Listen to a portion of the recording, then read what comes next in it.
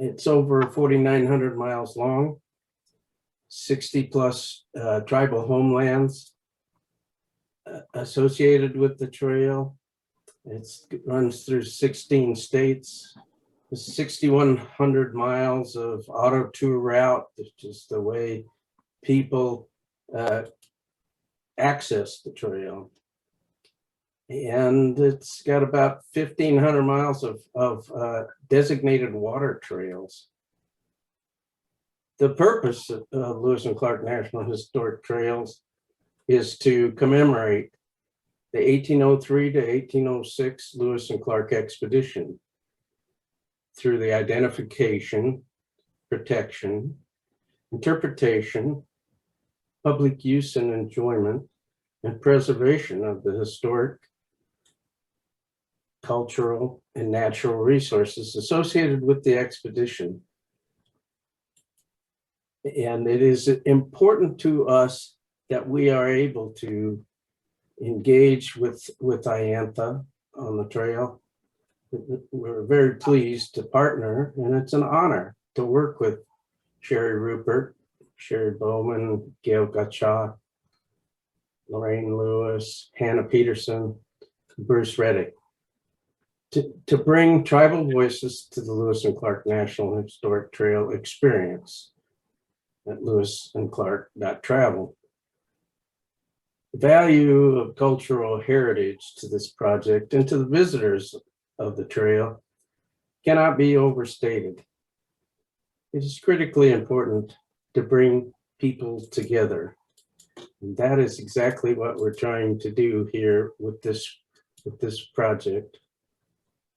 We at the Park Service stand behind this project for the long term.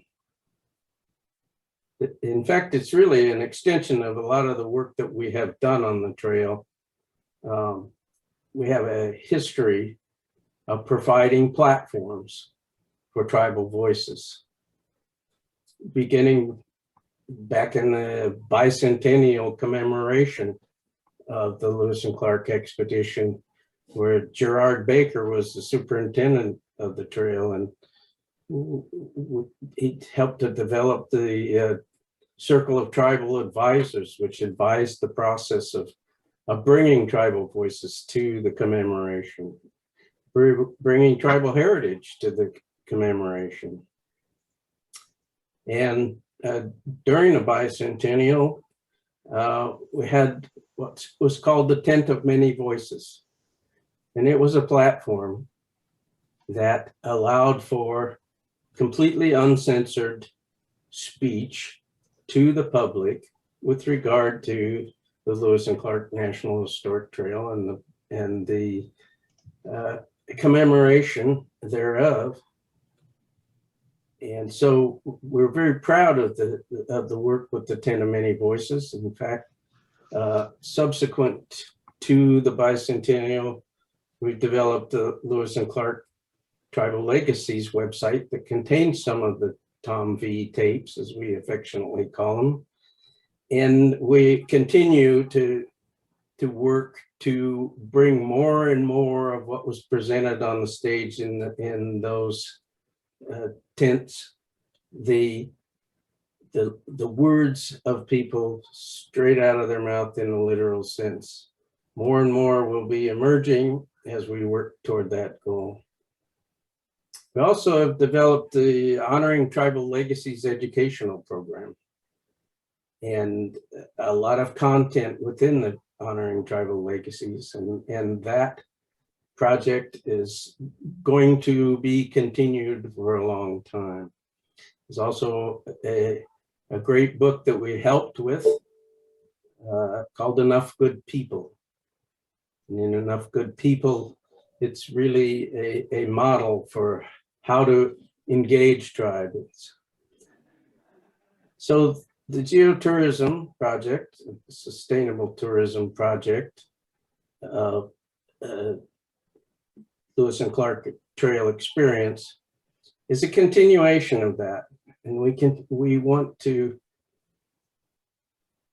bring geotourism to the forefront in sustaining the natural cultural and recreational communities on these great waterways and overland portions of the Lewis and Clark Trail.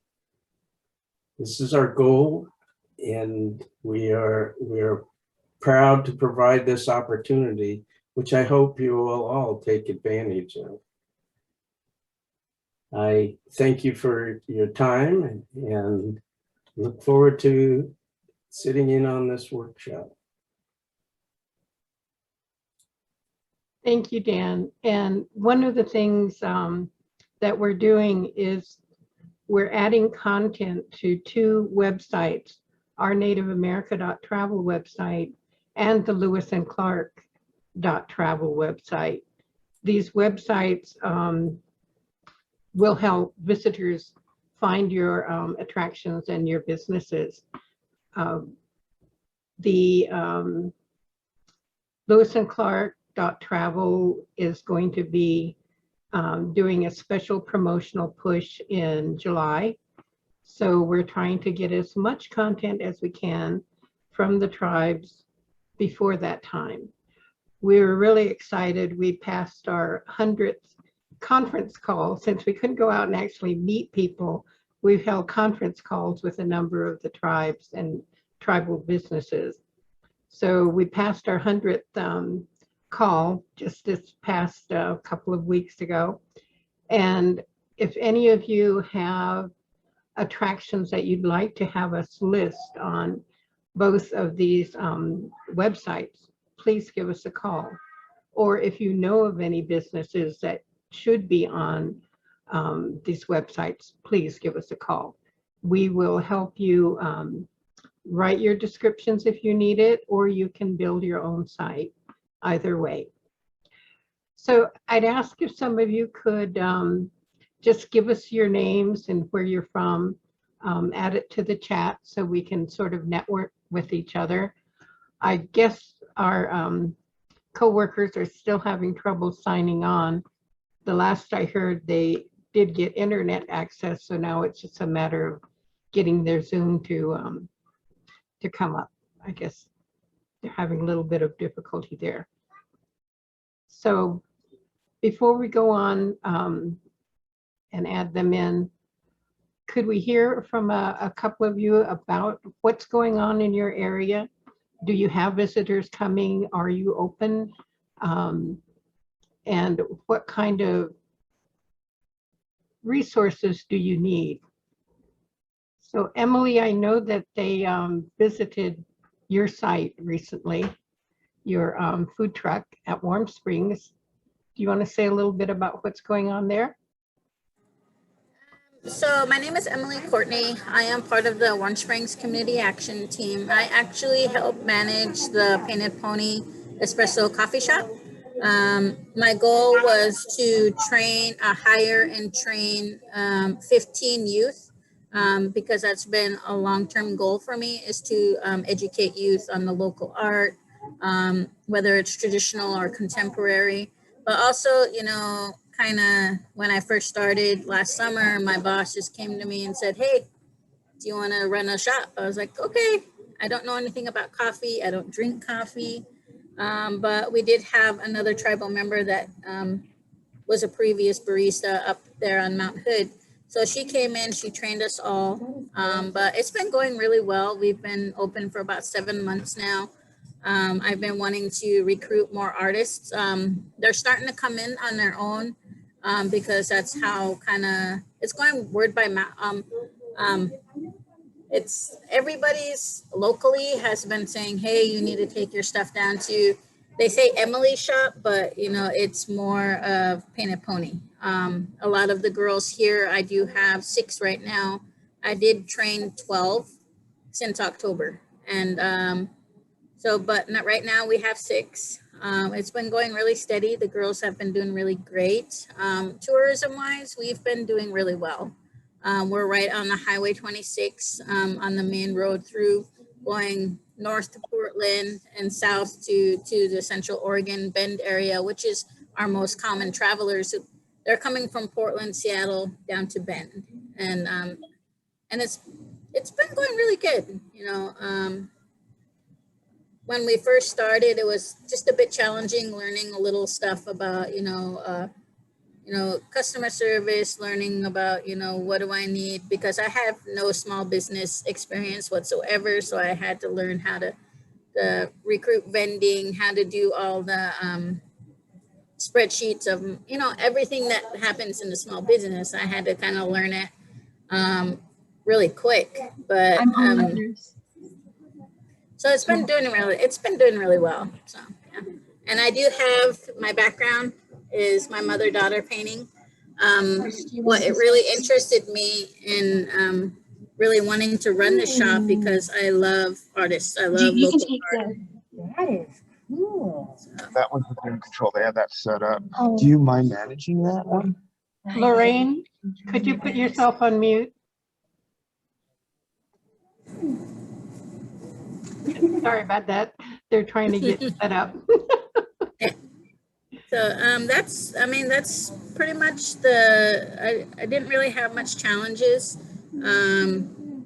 It's just mainly learning the social media marketing. We have websites, Facebook, Snapchat, Instagram. The girls want to start a YouTube for Painted Pony, more for the artisan side. And I think we paid for a I think it's called the Joe app. So it's throughout the Pacific Northwest that they can order online, curbside, and stuff like that. So it's really awesome.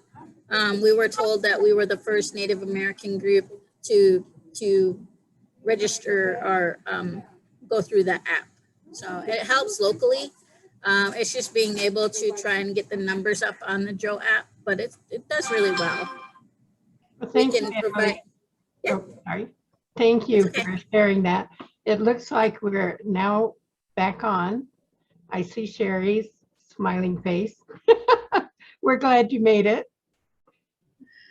My smiling face of terror.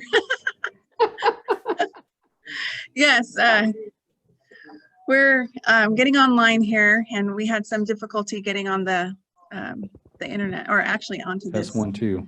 They're actually managing it. Onto this meeting. So we'll do the best that we can. We have some guests here that we'd like to introduce. I'm not sure if we mentioned it, but my name is Sherry Rupert, and I'm the CEO of the American Indian Alaska Native Tourism Association. And we have a few guests from the Coeur d'Alene tribe that are here with us today. And so I will introduce Juana first, and he's going to do the invocation for us as we move forward.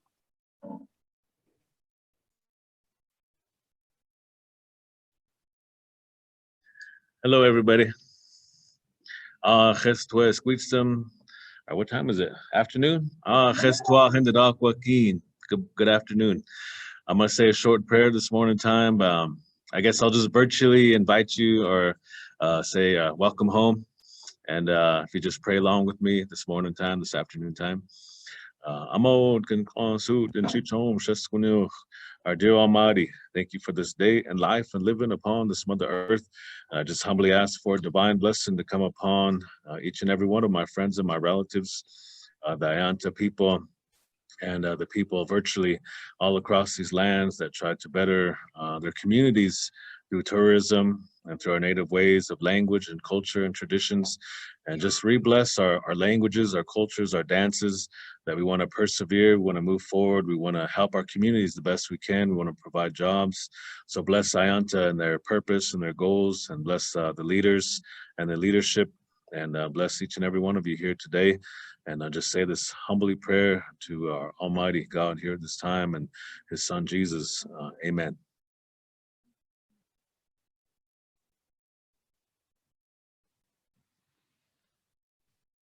Limlam's Kwana, it's a beautiful prayer. Penny, I almost forget my name's not Stensgaard, it's Penny. I just got married and not too long ago. Welcome home, everyone. I'd like to officially welcome you to the Aboriginal territories, ancient lands of the Coeur d'Alene tribe.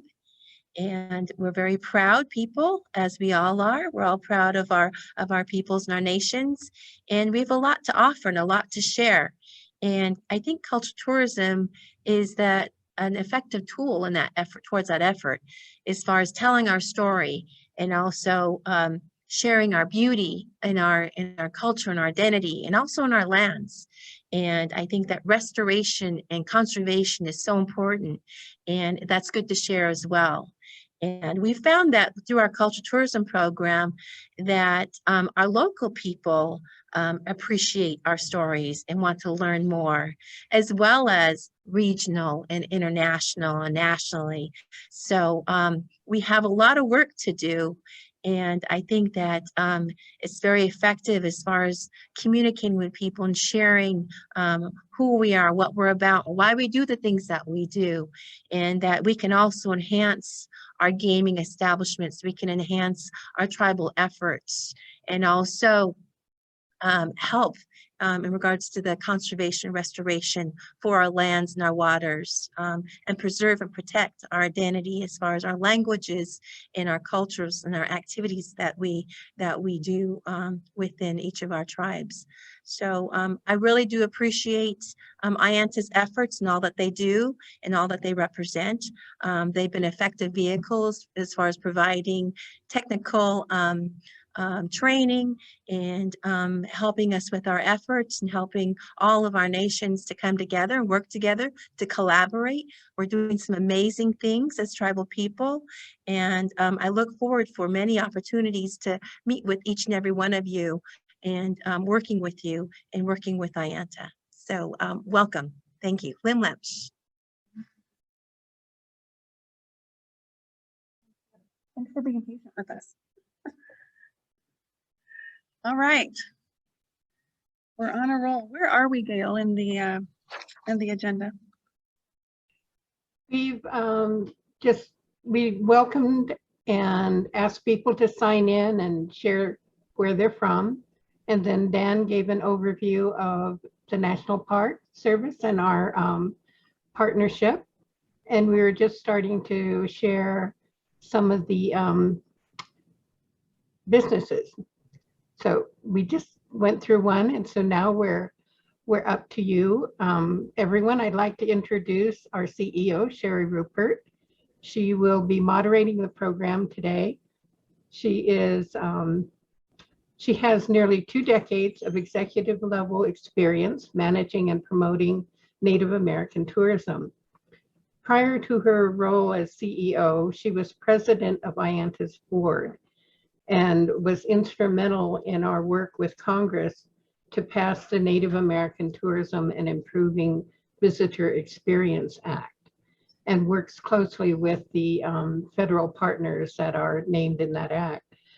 Sherry was formerly the executive director of the State of Nevada Indian Commission, where she developed the Nevada Indian Territory Initiative. She's won awards for her work, especially in preserving the Stewart Indian School as a museum and cultural center. I give you Sherry. Thank you so much, Gail. Appreciate the introduction, and I apologize for being late to the party here today, but we're so happy to be here and finally up and running. And so I'm going to ask Bruce to help me click through the slides. So if you could go to the next slide, Bruce. As Gail mentioned, I am the CEO for AIANTA. Prior to that, I was the executive director of the State of Nevada's Indian Commission, where I worked with the 27 tribes in the state of Nevada, helping them also to develop tourism and bring them training and assistance, mostly from AIANTA, from the American Indian Tourism Conference. And so we wanted to share a little bit before we get into the marketing workshop this afternoon about AIANTA. I'm sure Gail may have covered some of this while we were blacked out, but our mission here at AIANTA is to define, introduce, grow, and sustain American Indian, Alaska Native, and Native Hawaiian tourism that honors traditions and values. And that's so important to us. And so, next slide. Much of what we do at AIANTA is in a leadership role in the industry. So bringing light to all of the amazing things that are happening in Indian country, much of what we've seen on this trip so far, and providing that information to Congress, to our federal partners, and just really trying to elevate Indian country tourism. Advocacy. We were instrumental in gaining support for the Native American tourism. Bruce know that. I'm sorry, I thought I Mute was yourself, on mute. Gail. But you can share the screen from your station if you wanted to share your PowerPoint. What?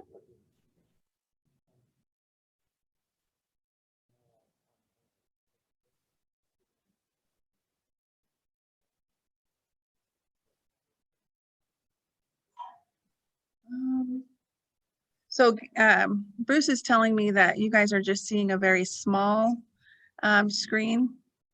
So I'm wondering on that one, can you put it on full screen?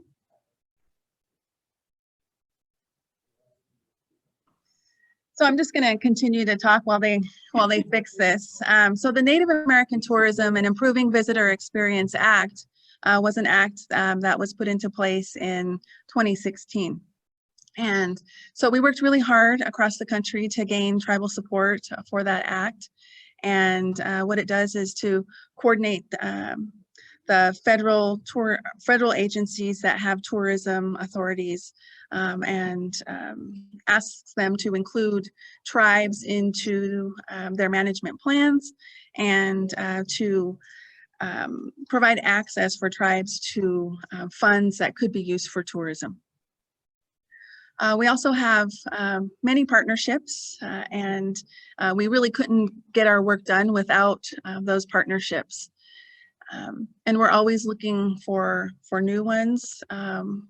And again, you know, just trying to elevate Indian country. Education and training is really at the heart of what we do at AIANTA. We have various programs. I would say the largest forum in which we provide technical assistance and training to tribes is through our American Indian Tourism Conference. You're going to get an invitation to that probably many times today.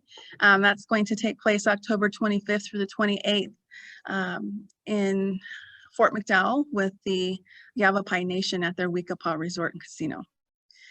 So, and let's see, other education and training, we have Cultural Heritage Certificate Program that we do currently through George Washington University, and we're looking to grow that program in this next year. And we have Go International, which is a forum in which we invite tribes to come and learn about the different markets globally and to prepare themselves to participate in the domestic and international markets.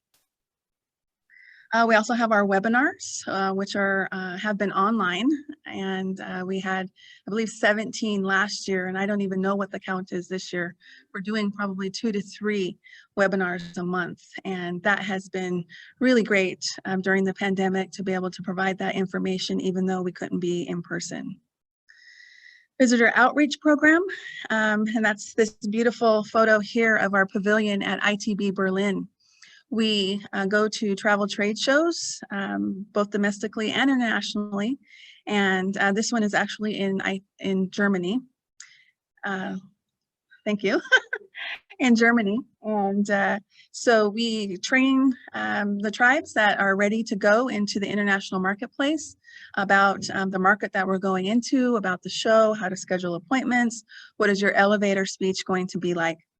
And then we travel with them to these shows. Tribal Relations and Outreach, that's Gail's shop.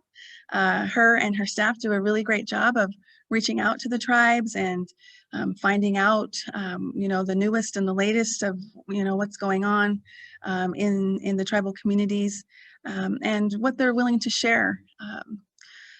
For us, nativeamerica.travel is our consumer-facing website where you can find inspiration for travel to Indian country. And she also collects data in our proprietary database where we can, you know, pull that information and find out what's going on in Indian country and what our inventory of Indian country is. And then we do media outreach, and that's our marketing department. And Monica does a wonderful job of outreaching to the media and making sure that Indian country is at top of mind, and that we're really elevating Indian country.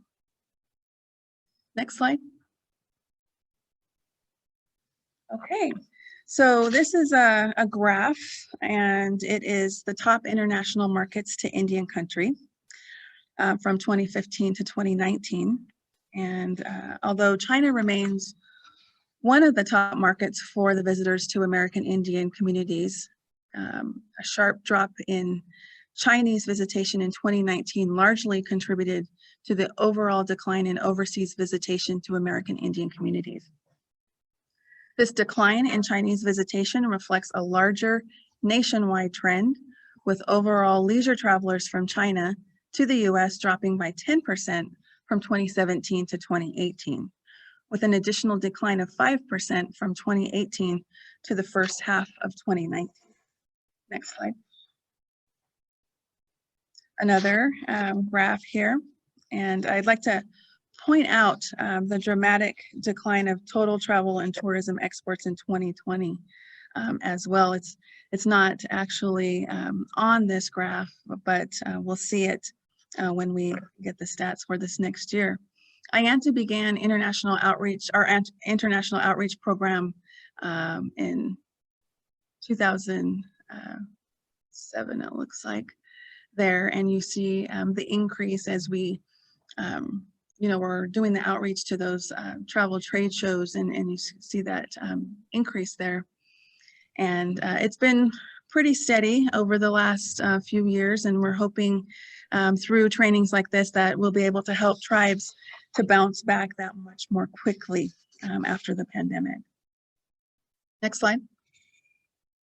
And coming to our partners, the National Park Service, Lewis and Clark Historic Trail, National Historic Trail, we do have an agreement, a partnership agreement with the Lewis and Clark Trail, and Bruce and I have spent the last week in the Pacific Northwest, and we have the addition of Lorraine Lewis of the Lewis and Clark team joining us this week in Washington, Idaho, and Montana.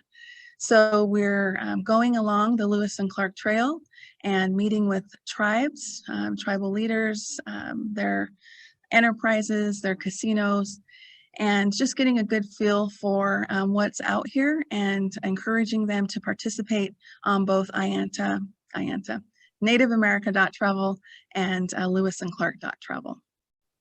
Next slide. Okay, and I think where we're going to go now is to Bruce for his first session, which is going to be developing a successful cultural tourism site, right? Yes. Can everybody hear me okay? Can you hear him, Gail? Hello? Everybody hear It's me a little okay? soft. A little soft? I don't know if I can go much louder. How about now? Can you hear me okay? Much better. That's better. Much better. Okay. Speak into the microphone, Bruce. Hi, this is Bruce Rettig, and as Sherry mentioned, I'm the tribal content developer for AIANTA. And wanted to do a brief introduction on myself. I'm a published author. Many of my pieces have won awards, and I owned and managed my own advertising and marketing agency for 30 years. And it focused on tourism marketing. And the last 15 to 16 years, I focused primarily on tribal tourism marketing. And a lot of my work took place around Nevada. And I worked for the Northern and Southern Paiute, the Western Shoshone, and the Washoe, California, and Nevada. And most of all the pieces that I worked on were brochures, websites, ads, social media outreach. Most all that used my photography and my writing. So I started becoming involved with AIANTA about 7 years ago, became a member and attended one of their AITCs. And since then have attended 4 of their AITCs. And I was always really impressed with all the work that AIANTA had done. and all their marketing efforts for tribal tourism. And just recently, Lorraine and I both completed the George Washington University Certificate in Cultural Tourism, and just really learned a lot from that course. And that's also offered by AIANTA as well. So I'm just really happy to be working on this project, and happy to be here with everyone and be a part of the AIANTA team.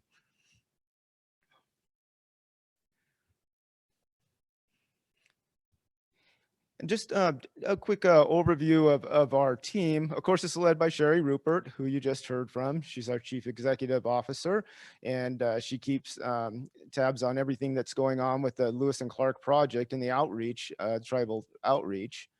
And this is the team. It's Gail Chihak, who is our Tribal Relations and Outreach Manager, and Hannah Peterson is Program Development Director. Lorraine Gayla Lewis, who is also traveling with us now. Very happy to have her on board with us in our travels. She's our Research and Outreach Specialist, and myself. So people ask, okay, what is a tribal content developer? Well, what I do is I produce written content to include on the two websites, lewisandclark.travel and nativeamerica.travel. And in addition, a lot of the content and photography content being written descriptions of different tribes, tribal enterprises, and tribally owned businesses. And in addition to just posting this information on the two websites, it's often used in our marketing efforts, which include blog posts, social media posts, listings in all different types of different social media, and also for our newsletter with the AIANTA newsletter that comes out every month, and also news releases. So the digital content includes all photography and video where appropriate. Everything that we post has been approved by the tribe or by the tribal enterprise. So what I do is I draft up a copy and look at different photography that might work best, and then run it by the whatever the tribal enterprise or tribe is, and they give me the approval to move on or not. So everything, the main thrust of everything I do is telling the tribe's story.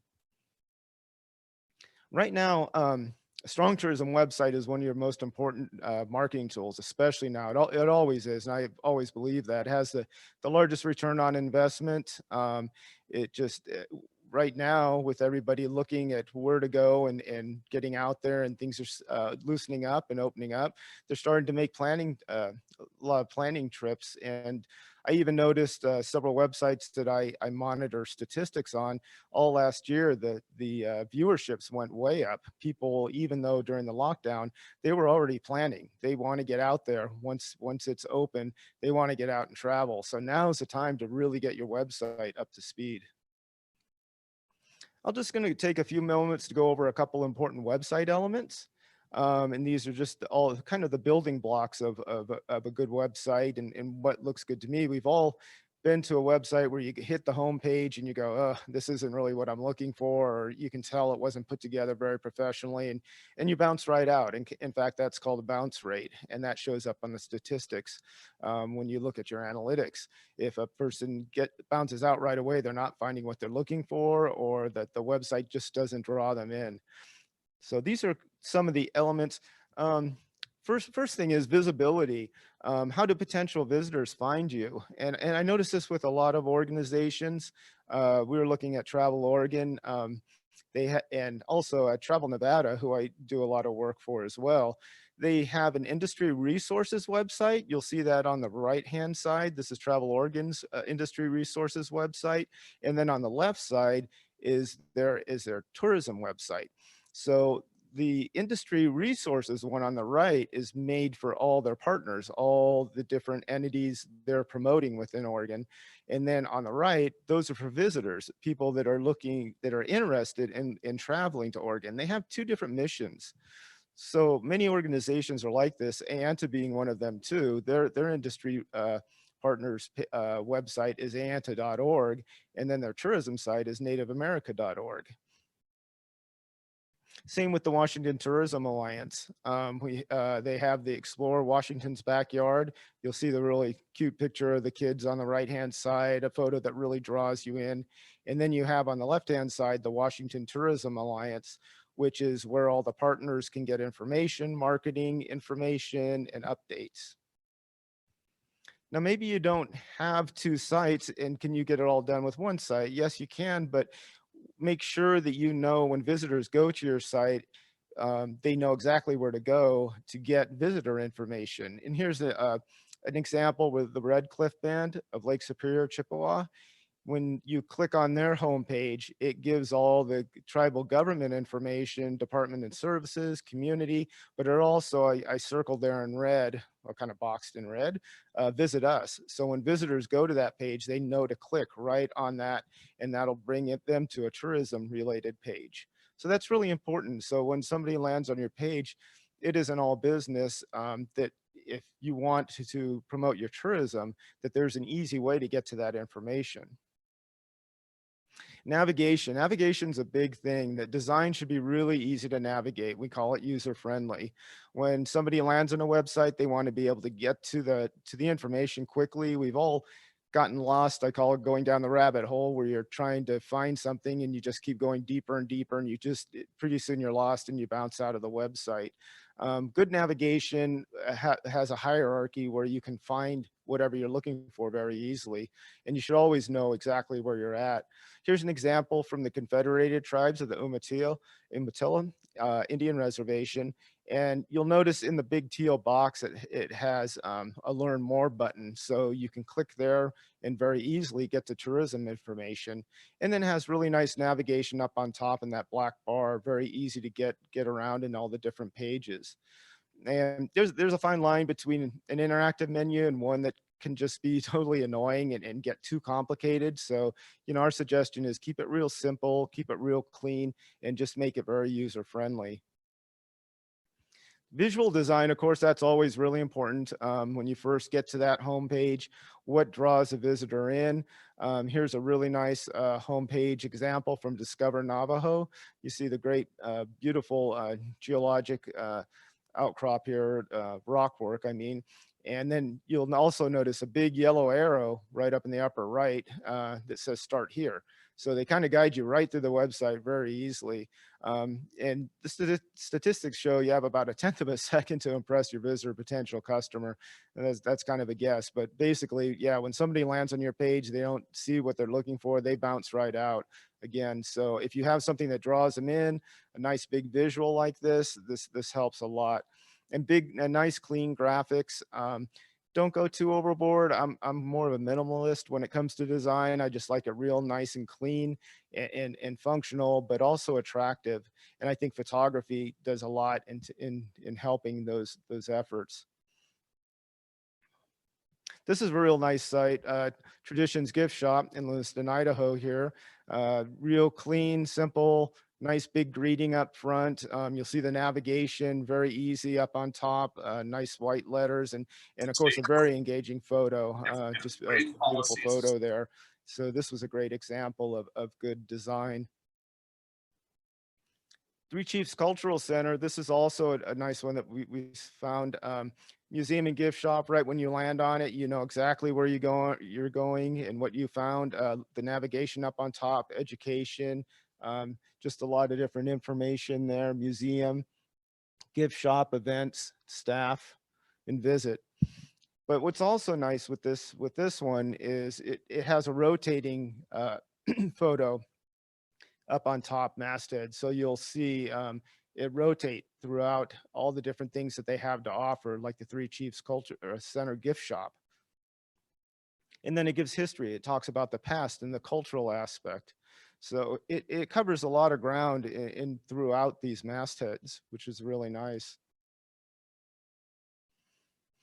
Something that's really important too is to make sure that it's web and mobile friendly. Most all websites, the way they're built now, they automatically default to a Mobi friendly version when you pull it up on your smartphone or tablet, but sometimes it needs a little tweaking. So always make sure you check and see how it looks on a Mobi device. So don't assume that it works. Just go ahead and make sure, check it on all devices, all size screens. Just, it's not going to look perfect on every single device, but all the content should still be there and it should function really well. Information accessibility. Not all visitors have time to peruse your whole site. They want to get the information really fast, like I had discussed before. This one for Temiskaming Cultural Center is really nice and clean. Excuse me, I take a drink here. It has a nice shop online button, explore now, and you'll see just some brief copy, description copy on the main page. So again, it's just helping the visitors when they land on your homepage understand or find exactly what they're looking for. Here's a Colville Tribal Museum. Again, this one's real nice and clean, shows a shot of if you were to scroll down, you would see the whole entire exterior. Very simple, has a nice navigation on the top, but then also on the side, it has culture, all the different cultural pages. If you scroll down, it has all the different languages, thanking people and for visiting, and also has a nice map so you can find exactly where they're at. There's a nice clean design that makes it really easy to find the museum. Another good sample is we've got with a Nez Perce, and on this particular page, it shows all the tribal enterprises. So if you're looking for all the different businesses that the Nez Perce are involved with, you can go to this page and scroll down and see all the convenience stores and everything that the tribe has to offer. Intuitiveness. What are your viewers? What are they going to your website to find? What are those questions that are asked over and over that you hear over and over again? Maybe a frequently asked questions page is needed. And this is a good illustration of that on Go Native America. This is particularly helpful for like powwows too, because the public, if they go to a powwow, you could post a powwow etiquette and just information about how to behave at a cultural event. Branding. I'm a big branding person. I strongly believe that you need to still have a consistent message throughout all your marketing materials. Here are two good samples. One's a Bison Coffee House, and excuse me, in Portland, and Brigham Fish Market, located at Cascade Locks. And if you look, they have their logo on all their signage. They have the same colors, same type of type treatment. Everything ties everything they have all together again.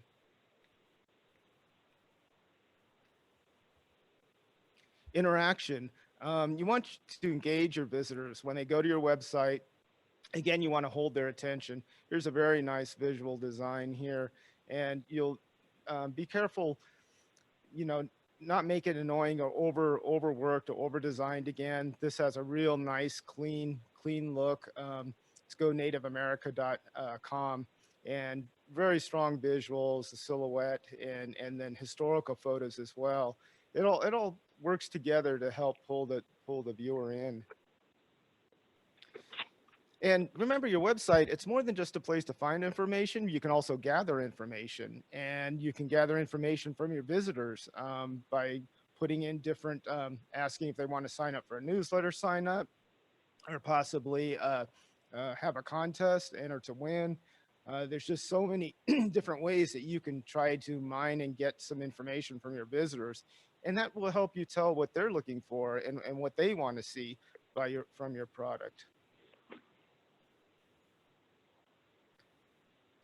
And with this website, think of it as a business too, a good outreach business, as if you're proposing something face to face. Like if a visitor wanted to do a custom program, a custom tour program, you can put a lot of this information, gather the information, and ask what they're looking for.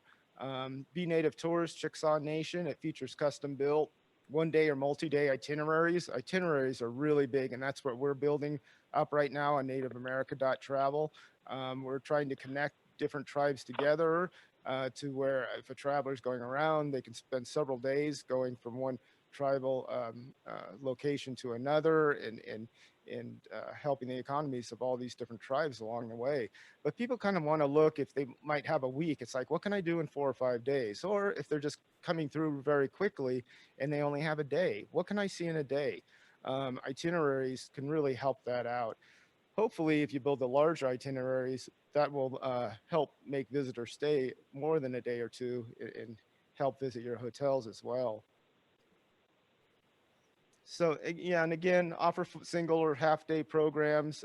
Great Spirit Circle Trail in Canada. There's just some great examples here. If you go to this website and visit it, they have great different ideas to have visitors review their site.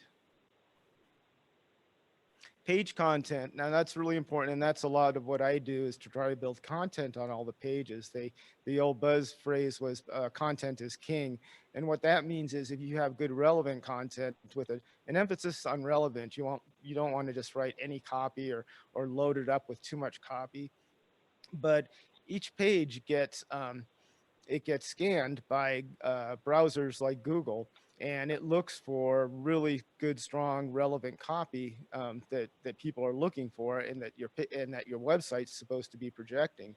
And if you get that content on your website, it'll bring it up higher in the search rankings, which means when somebody Googles, say it's fisheries in Idaho, maybe your site will pop up higher if that's what you're trying to promote. And you want a good welcoming message. Here's one from the Yakima. You want to make sure that your homepage is inviting. You know, right up front, they say, come learn, enjoy the Yakima experience. It's all very inviting. It's telling the public, yes, we have things that we can show and things that you can learn about our culture. And the content, of course, it goes back to the W's: who, what, where, when, and why. Content, again, is the backbone of your site. Content is king. It's the main reason visitors are coming to your site. They want to learn. They want to see what you have, what your location has to offer. So this is a really nice, cleanly designed by Women Tours. And you can see the navigation on the left-hand side. I like this one because it's a good example. We really don't do vertical navigation too much, but this one with the different colors, the orange and blue, it really pops, and it's really a fun homepage. So once you delve into the site and go deeper, then it provides even more and more information. So it's really laid out quite well. Here's another one from Echoes of Our Ancestors Jet Boat Tour. You'll see the Nez Perce Tourism. It's got a photo of Stacy Morfin, and it's just a really nice, engaging photo. You can see people are having fun. Whenever you can have people in your photos, that just makes it so much stronger. It gives that personal element. Yes, it's great to have the scenics, and I love putting nice panoramic scenics on websites, and I always do, but get the people element in there and people having fun. This one really does that. Celebrate your storytellers. That's what it's all about, and that's a lot of my job is helping the tribes and tribal enterprises tell their stories and tribally owned businesses and tell it in their words. And I just help them along a little bit by drafting copy and running it by them and going through several drafts. But also, you know, your tribal storytellers, those are the ones people, they want the authenticity and they want the true word of what you about your culture. And it creates lasting memories for them as well. Most every research papers I've read lately, most vacationers, it shifted quite a while back, you know, 5 or 10 years ago, where people want an experience. They want to come back and say, gosh, I learned such and such. You won't believe what I saw. They just really want to have that experience, that lifetime experience. That's really important. And it's become more so the last few years. And here's some bullet points of what they're looking for. What can I do when I'm there? Will I be bored? Showcase what you have to offer in an easy and how to navigate and find what they're looking for. And of course, most importantly, celebrate your community. And people are always looking for more than one thing to do. Events, powwows, art events, anything like that will help give them a reason to come out and visit you. Most of my marketing in the last 5 or 10 years has been all on rural tourism, and it's the main thing that draws people out to the smaller communities that have to travel really far is if you have an event. So really push those events. I think that can really help draw people into your location. And again, itineraries are a great place to showcase the what. Um, we have one, this is the Navajo Cultural Tour. It has different breakdowns of various days. So you can kind of customize your travel plans if you want to spend 2 or 3 days in their area. It gives a good summary of all the things to see and do in each day. And maps are very important. Where you're located, maps are always a good idea to put on your website. If you go to nativeamerica.travel, you'll see that we feature a nice interactive map of all the tribes across the United States. And it gives a breakdown of how to filter different things you can see at each one. It's a very strong map. Here's a couple others. One from, and we'll show you that map in the next presentation. But these two maps, one is from Pine Ridge Area Chamber of Commerce, real clean and easy to get around and see, and then Visit Yurok Country. And this also kind of guides your visitors to where you want them to go and where you might not want them to go. There might be some places that you want to keep just to the community, just to your tribe.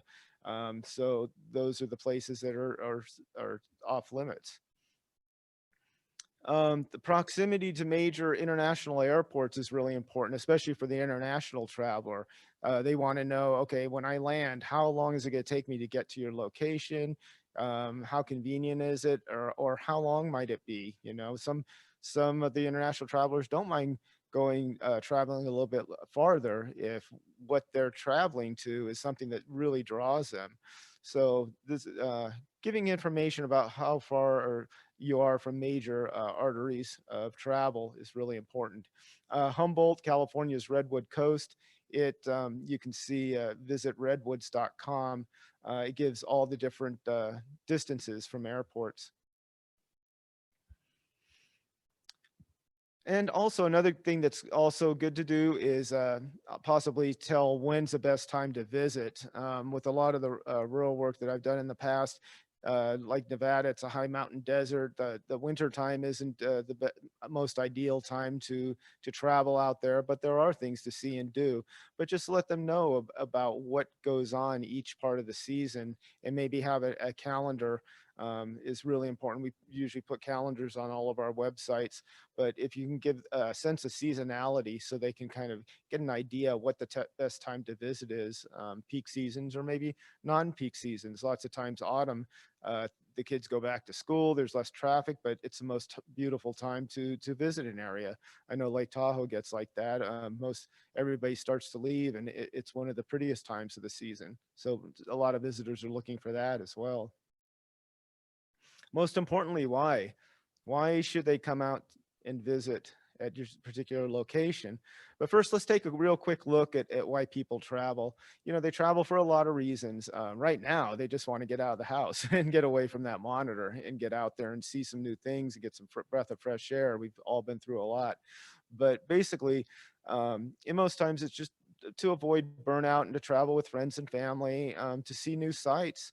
Holiday travel, travel discounts, bucket list travel, places you've always wanted to go and see. You finally make those plans and get out and do it. And travelers are inspired by social media, travel articles, ads on TV, just a lot of different sources. So however you can get out there and be visible, people want to travel and they're looking for a reason why to come to your particular location. More reasons why people travel. They want to challenge themselves. And like I had mentioned before, the learning aspect, people want to come back with an experience, something that they can tell their friends about, and something that might change the way they look at things a little bit, the way they look at the world. I mean, that's really important. They want that deeper vacation. It isn't lots of times just for a break, but it's to find and discover something, appreciate their life. The adventure, escaping, relaxing, and rejuvenating, just celebrating life. why, and we talk about why, and Wyoming really played off that a lot, and that's Wyoming, and that's their tagline. That's why, with a big WY. And there's so many ways to answer, but they wanted to celebrate the distinctive cuisine and people and the powwows and culture, the scenery, the nature, the fun, the history, the learning, the language, the hands-on activities, and the itineraries. When you go to their website, it's laid out very well, and it addresses all these points. And the tagline just, it kind of says it all. That's why. Websites take time to get up and running. So if you're in the middle of a redesign or you're designing it for the first time, remember it takes quite a while to put together. But if your website isn't functioning properly or operational, it won't bring you business. So you need to make sure that it's up to date and that it's functioning well. And it doesn't have to be too extensive to begin. If you just have a few pages, and here's a good example of the Oblique Adventures, it just basically has a welcome page, about us, services, and contact, and that's it. But lots of times that's all people need. Just get the basics up there first. Do it well, but just get the basics up, and then you can expand your website as time goes on and as needed. And the most important thing is just make sure that the content is always updated. Nobody likes to go to a website and see, at the bottom, last updated 2016.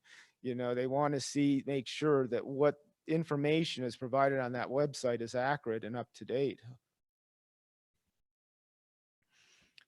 And this is an important one for AIANTA and for myself. Don't forget the artists and artisans.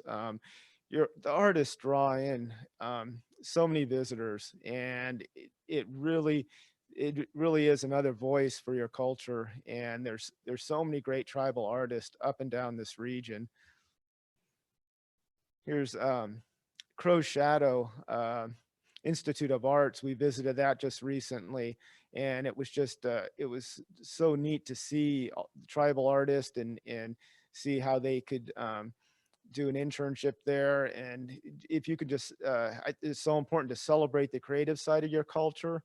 And artists and artisans encourage customers to visit your community, and their work, again, it's just another part of the storytelling. They can really tell your story in a unique way that no one else can. Lillian Pitt's website, she has a very nice website. She does installations all around the Pacific Northwest.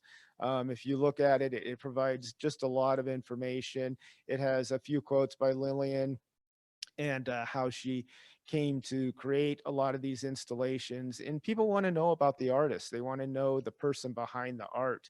So I think she's done a very good job in personifying this website. The basics are your name and business name, of course, a brief profile with a nice photo. Why were you inspired to do the work you do? Images of your artwork, of course, all your contact information, how to buy artwork.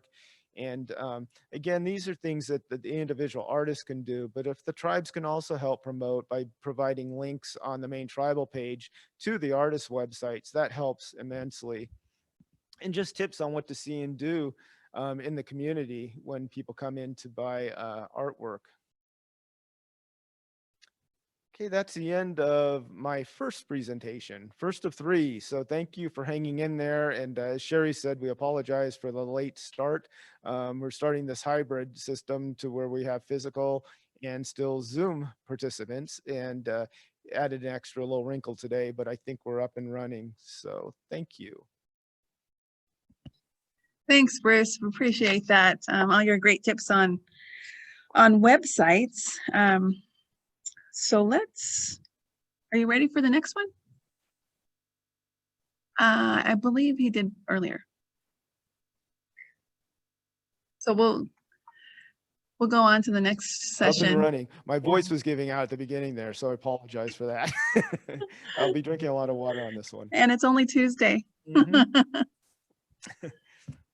All right, next presentation. It still regards websites. It's marketing your attractions through the 2 websites that I work on, nativeamerica.travel and lewisandclark.travel.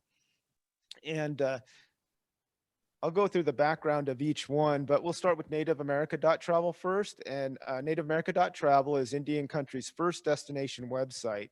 And it was built in order to offer travelers inspiration while reflecting and compelling, while offering and reflecting compelling stories of Indian country. And it is pretty much the flagship website, tourism website for AIANTA. And what's really strong about it is every tribe has a page. So every tribe is listed on this website already. Not all the tribes have descriptions yet. Some may, it's up to the tribes to reach out and I can work with them and we can add descriptions, but they are all listed on the map, on the interactive map, on the locator map, which is a great feature. And here's an example of a tribe that submitted content and is up and running. It's Navajo Nation. And you can see the inset of the map, which links to the larger map of the US that shows exactly where this tribe is located. And it gives all the contact information, who to contact, their website, just all the pertinent information for a traveler to find out more about Navajo Nation. We also promote tribal enterprises and tribally owned businesses are listed. Salmon King Fisheries, we visited them last week and just recently put their website up.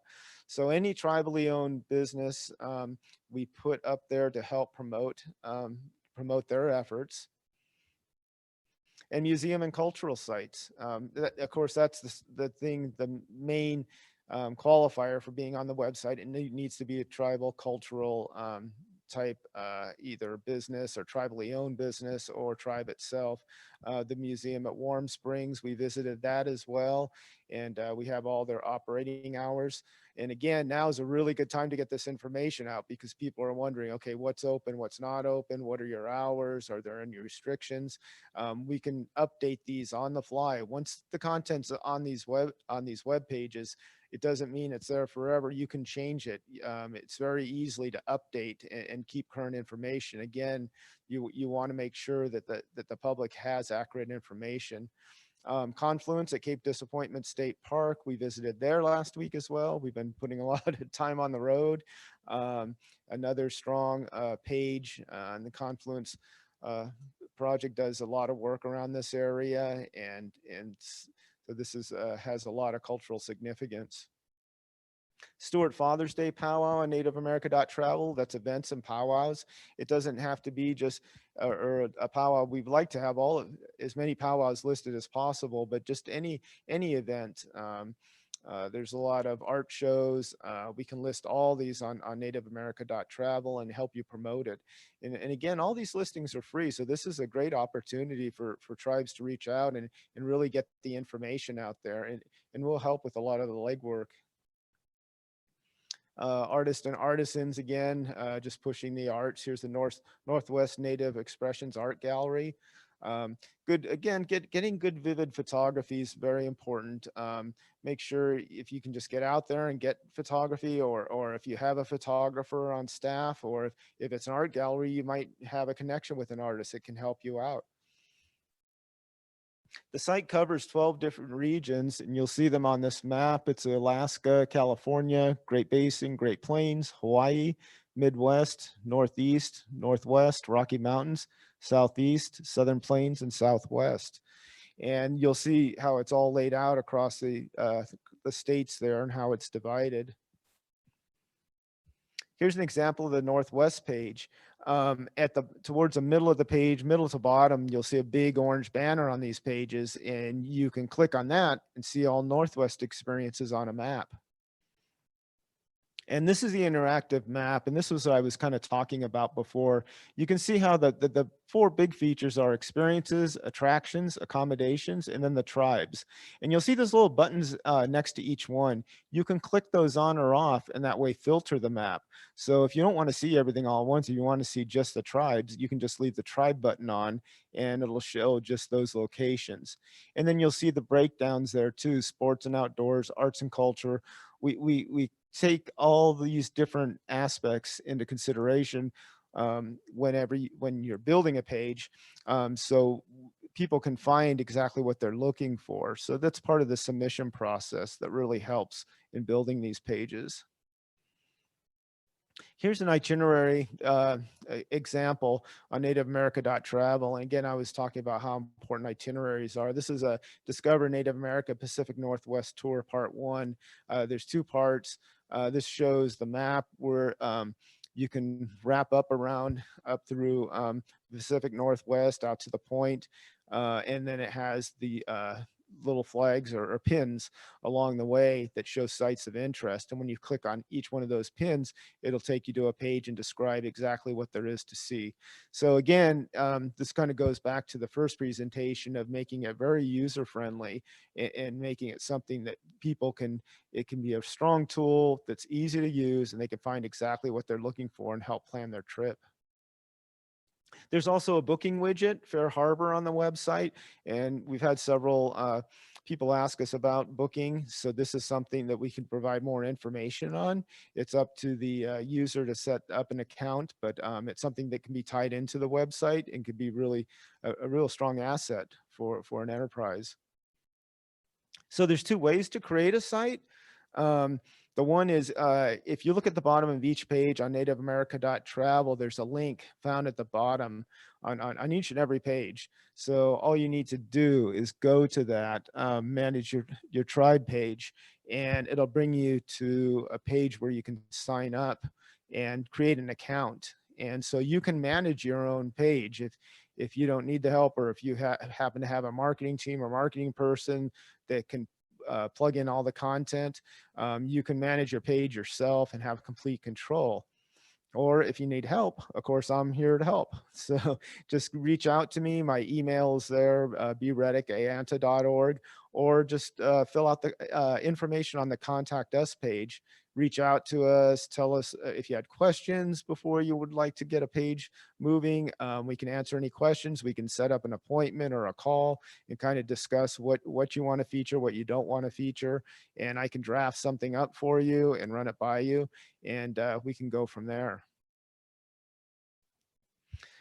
Now I'll talk a little bit about lewisandclark.travel, and that's the website Dan had spoke a little bit about. We're in partnership with the National Park Service, and it's more where nativeamerica.travel encompasses all the tribes around the U.S., and it's used as a major marketing tool. When Sherry goes overseas, she uses it to guide people or show people what there is to offer in different regions around the states. Whereas lewisandclark.travel, it talks about all the tribes along the Lewis and Clark Trail. And it was really important that the tribes tell their story about the history of what went on and what they have to offer now. But more importantly, this, in addition to giving the history, it also promotes the geotourism aspects. And that, what I mean by that is, it's what they offer, tribes have to offer now, what people can see now, what businesses are out there, what's available for visitors along the Lewis and Clark Trail to see. And it's not a new concept. It continues on the bicentennial several years back. And this is a shot of the Enough Good People booklet that was produced. And it was by the Circle of Tribal Advisors. And it took a little bit, the tribes were a little hesitant maybe at first, but they got involved with telling their story during the bicentennial, and it turned out very successful. And so this is kind of the next step, this website. Here's inside pages on the Enough Good People, a lot of tribal, well-known tribal names. A lot of people participate in this effort. And then next to it is the Native Peoples of the Northwest, written by Gail Shehak, our team leader. And she wrote this book several years ago. So there's been a lot of groundwork, and there's a good foundation for this project. And we're looking at continuing the hard work that others have done before us and taking the next step and keep the motivation going. Lewis and Clark mission included building relationship with the tribes they met along the trail. So we tried to tell a little bit of history, of course, with these listings, just a brief overview of, again, looking at it through the tribe's eyes. And that's really important for for the efforts of this website is to make sure that the tribe's stories are told, and then promote what they have now and where they are now. Here's the homepage, and it's actually going to go live in July. I think Dan mentioned that. And it'll come out with a lot of promotions with it. They're really going to push this hard, getting it out there. It's going to, again, have over 1,000 listings on it. We're trying to get as many of the tribal listings on there as possible. So we're working very hard. We worked all last year with outreach calls. Lorraine, Gail, and I, and the team reached out to many of the tribes, and most all the tribes are very excited. We know that everybody's kind of juggling right now and wearing a lot of different hats. So we're trying to help out as much as we can and help with the writing and gathering the content and just getting approvals and trying to bump up the listings with as many tribal entries as we can. And these are some of the goals: to research, identify, and outreach to tribes and tribal enterprises adjacent to the Lewis and Clark National Historic Trail, and work with tribal contacts to tell the stories of the tribes and tribal destinations through visual and written content development. Originally, the parameters were they needed to be within 50 miles of the trail, but that's expanded. It can be a little bit further than that, as long as they have some connection to the Lewis and Clark Trail, and some had been relocated. So they're several thousand miles away, but they have a connection to that story, and they want to have that story told on this website. Here's the landing page on lewisandclark.travel. This is a tribal landing page, and we came up with some branding for it, and it's Experience Native America Along the Trail branding. It has overview of the project and a video introduction by Sherry. So you can hear Sherry speak about the project and what it's all about. So if you're not quite sure exactly what it is, or you know, just feel free to reach out, of course. But if you go to this page, it breaks it down and it has a lot of good information on it. Again, it has the Enough Good People book that you can download. It has the logo we designed, Experience Native America Along the Trail. And at the bottom, it has different featured tribes. Here's the Yakima, the Chief Looking Glass Powwow, and these rotate. So one day you might see one tribe or tribal feature promoted, and the next day you'll see another one. So they're all fairly rotated in and out. So there's always a couple highlighted features at the bottom. Keeps the page fresh and helps promote all the different ones. So next steps. Nominate your tribe or tribal enterprise. It now is a really good time to do it because it's getting busy. It's already ramping up. People are getting on the roads and they're starting to travel. So reach out, and you can submit on either lewisandclark.travel and nativeamerica.travel. Both sites is the best, but if you could just reach out to us or go on the sites and you can start your own page yourself, or I'd be happy to help. You could just send us your information. Again, it can be a rough outline or list of story ideas you have. If you just have a couple ideas that you want to send me and have me look it over, I'd be happy to do that. Again, what is unique, special? We're at the Coeur d'Alene Casino today, and thank them for all their help. They have an aviary out here that is very special, and it's something that a lot of other locations don't have. So look at your region with fresh eyes and see some of the things that you might take for granted, but visitors coming into their area might say, wow, this is really cool. You know, I'm from Tahoe, and there's a lot of beautiful areas up around there, and sometimes I take it, you know, I take it for granted. And then when I have visitors come and I start showing them around, it's like, oh, this is a really nice place, you know? So look around and with fresh eyes and see what's unique to your area. And for photography, maybe just sketch out a shoot list, what you want to show, what you want to highlight, and either have a tribal member or somebody you know shoot those photographs. I'm out on the road now. I'm shooting as much as I can while I'm out here. So, you know, just trying to collect as many images as we can. I also wrote a tip sheet, and it provides helpful information for writing descriptions and photography tips that can be downloaded for free at the AIANTA.org website. And there's a lot of great resources on the AIANTA site on on the organization site. So if you haven't been to it yet, go visit AIANTA.org, and you can see all the different things that's offered there for free to help promote your destination. And then also visit nativeamerica.travel and get a feel for it. If you haven't been listed on there yet, feel free to reach out to me and ask me any questions. And that's it for me.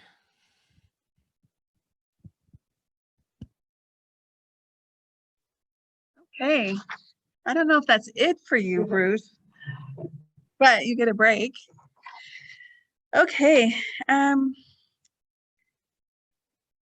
Gail has let me know that Diane Norton is on with us today.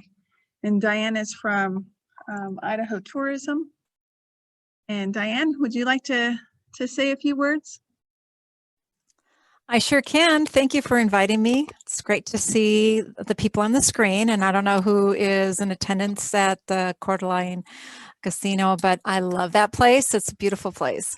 So yeah, my name. I can't hear you. Uh-oh. Let's see what's going on. Let me check my sound bar, okay? I can hear Diane.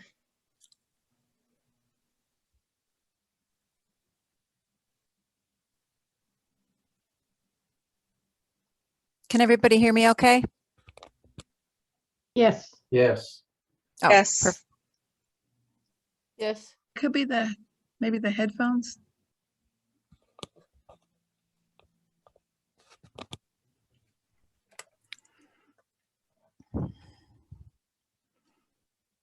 Everything checks out okay. Let me see here. Oh, Bianca says they can hear. I can't hear.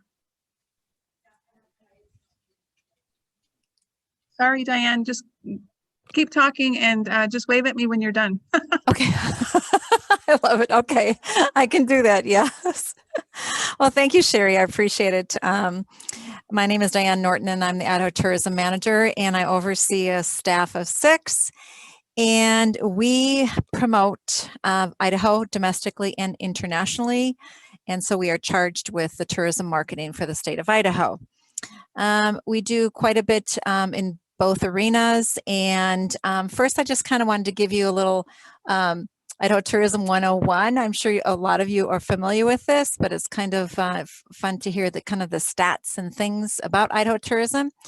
So tourism is Idaho's 3rd largest industry. We're behind technology and agriculture. No surprise there. But we are funded by a 2% lodging tax that is collected on private campgrounds and also hotels, motels, and most recently, about 3 years ago, it was also collected by vacation rentals. So Verbos, Airbnb, etc. So our collections last year were about a little over 13 million. And this year we're looking at about maybe close to 14 million, even though through a pandemic, which is very exciting. And we have 7 travel regions in the state, and they are, the number 1, of course, is a panhandle, then it goes down, it goes, wraps around, and then the last one is 7, which is the Sun Valley area. And the unique thing about the lodging tax collections is that we grant 45% of the dollars go back out at an annual meeting, which is going to take place next month in Lewiston, called the Idaho Travel Council grant presentations. And what they do is they allocate funds out to destination marketing organizations that are nonprofits and whose main mission is tourism. And so we have many multi-regionals that we work with, and we also have regional DMOs that also process the grants for that. So last year we granted almost $6 million out to DMOs, about 28 of them across the state of Idaho. We have a lot of different areas where you can tap into as far as research, etc. So we oversee 2 main websites. The first website is visitidaho.org, and that is our consumer website. That is where we do all of our PR and marketing efforts is for that one. For our industry, we have tourism.idaho.gov, and that you can go in and get research, what's happening around the state, any type of events that are happening as far as industry is also available there. We do have ongoing research that we conduct. Our latest research was with Longwoods International. We have that done about every 2 years. And what that is who is the Idaho traveler domestically. You can Google that. You can go to Google and just type in the bar Idaho Tourism Research, and that'll bring up our research page. And so no surprise there, but people who visit Idaho come here for our outdoors. They love our outdoors, and that really carried us through the pandemic this last year and continues to carry us through the fringe of this. And they visit their friends and family, and they tour the region. So it's a very good timing for you all and for us together, because they're looking for different experiences. They're looking for culture experiences, looking for historic experiences. So this is really an opportunity, especially with this development of the website, which is absolutely phenomenal. I'm so happy that you've done this. That is really, you can tap into that. The bulk of the travelers, of course, Idahoans love their own backyard, but so do people outside of the state. About 76% of people come to visit Idaho from out of state. And with some of the things that we do produce on an annual basis, our print collateral, we produce an Idaho travel guide, and that comes out in January of every year.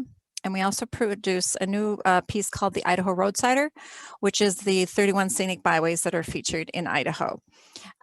One thing that you, I don't know if you know this, but you can order those online and you can distribute them free to your gift shops and your museums, etc. We ship them out, or you can just contact me and I can make sure that you can receive those as well. I want to make sure that everybody knows about our annual conference, which is held in October. This year is October 4th through 6th. It'll be in Boise, and we're planning that right now. And also we have, we work with the RMI, Rocky Mountain International, which is a marketing arm for the Great American West, which is a 5-state consortium that we work with. So it's Idaho, Wyoming, Montana, North and South Dakota. And we promote internationally with them. So we are in 7 offices, 7 countries, I should say: Germany, UK, France, Nordic countries, Australia, New Zealand, Benelux, and Italy. And that is it for me. I really enjoyed the presentation earlier by Bruce. Totally agree, content is king. About 6 years ago, we took Visit Idaho from informational to inspirational. And we've really seen a trajectory in our online users and also new people discovering the website as well.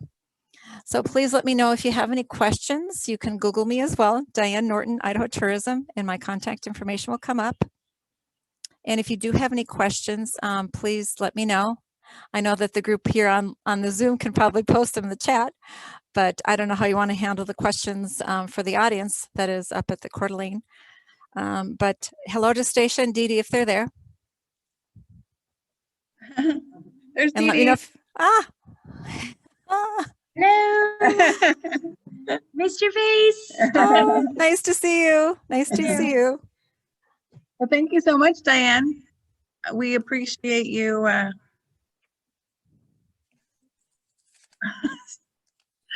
We appreciate you being a part of today's presentation and appreciate your support of what we're doing here at AIANTA. Thank So you. we're Thank you going for to the take invite. a quick break here. We're going to take 15 minutes. So we're going to come back at 2:45 our time. So in 15 minutes, please come back for our next section of the training. Come on back. Our next, there's Gail. Hi, Gail. Our next session is using audio and video for tours and promotions. And if you haven't met him yet, this is Bruce Rettig. He is our tribal content developer.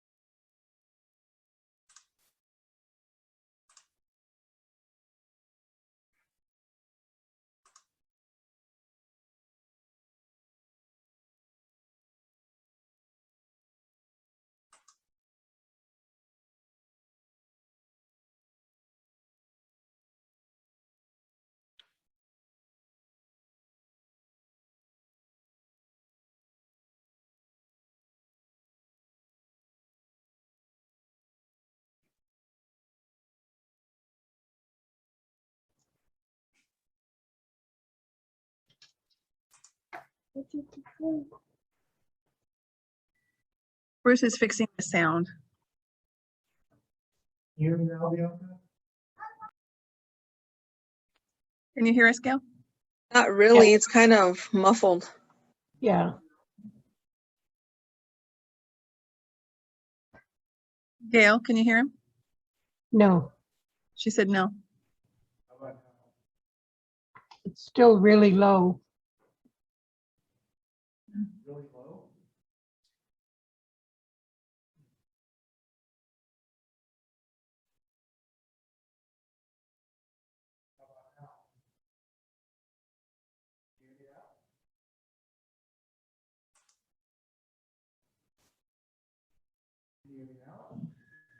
Can you hear me now? Testing? Testing? We can hear Sherry, but we can't hear Bruce. So I heard Bianca say she can hear me, but she can't hear you.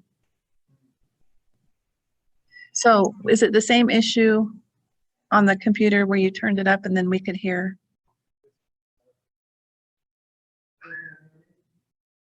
Oh, I know what it is. Yep. Okay, now How unmute. about now? Unmute on the your the other computer. Okay, now can you hear me? Yes, Yes. There we go. Sorry, I was on mute. We're working off of 3 different computers here. It's a challenge. Let me go back. I'm not sure how much you had heard, but yeah, I was discussing how video usage has gone up so much dramatically in the last couple of years, and mostly because of the wider bandwidth. And everything is streaming now, movies, everything. And so you can get just a lot more video content on websites. So where people were once going to photo galleries, and they still do, they're going more and more to video pages and videos, and it's just becoming a lot richer medium. People are, the statistics are going way up. People want to see and experience virtually what they are going to physically see and experience when they come and visit your location. So they just want to get like a little taste of what they're going to see and do when they get there. Here's a few stats for the demand on video content. You can see 85% of all internet users in the United States watch online video content monthly on their devices. Smartphones, everybody's watching on smartphones, on their desktops. Also, demand for video content is increasing. 54% of consumers want to see more video content. It used to be where people were like, well, I don't want to slow down my computer or whatever. Now that's not an issue. They want to see good, strong video or video clips, small video clips. Again, a little taste of what you have to offer at wherever your destination is. Online video provides potential visitors a taste of what you have to offer. It's just a nice intro. I'm going to show a couple video clips here, just as an example.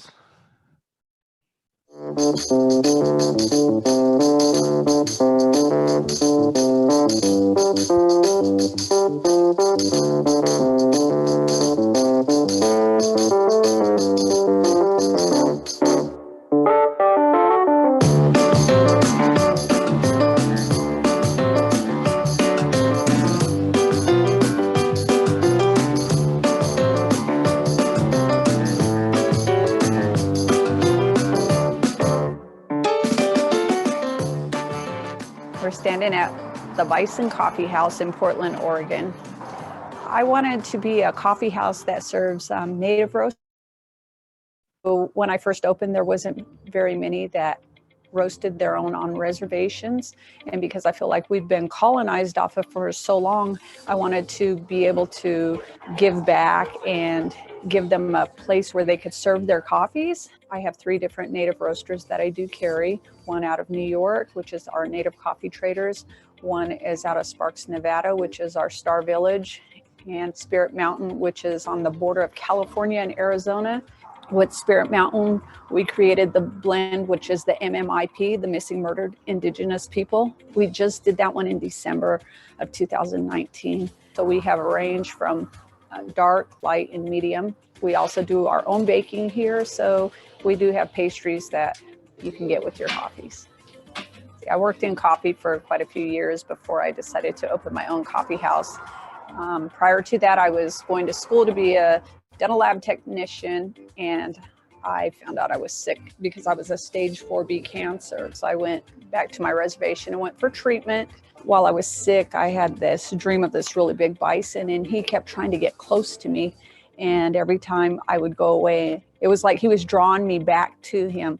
And so I kept coming back, and then he would be closer, and then I would go away again, and then I would come back, and he was closer until he was like face to face with me. And then when I woke up, I kind of laughed because I was like, what would a bison be doing in the city? When I came back here, I was just like, I just felt like I needed to be the bison something. And I just was like, I needed to be a coffee house, not a coffee shop or a cafe. I felt like I wanted to be a coffee house, just more than coffee, and be able to give Native people from all over the United States, if they eventually start roasting their own, give them a platform, give them a place where other Natives can come and purchase their coffee. Well, the Bison Coffee Shop is my neighborhood coffee shop, so I like to come here on the daily and get my coffee. The common coffee experience here in Portland is oftentimes kind of characterized by a kind of sort of slick kind of look, maybe kind of a high dollar kind of environment or what have you. You know, the Bison, I feel like really kind of has more of a homey kind of vibe. And I think that's part of the big reason why people come here. I love having my family around me.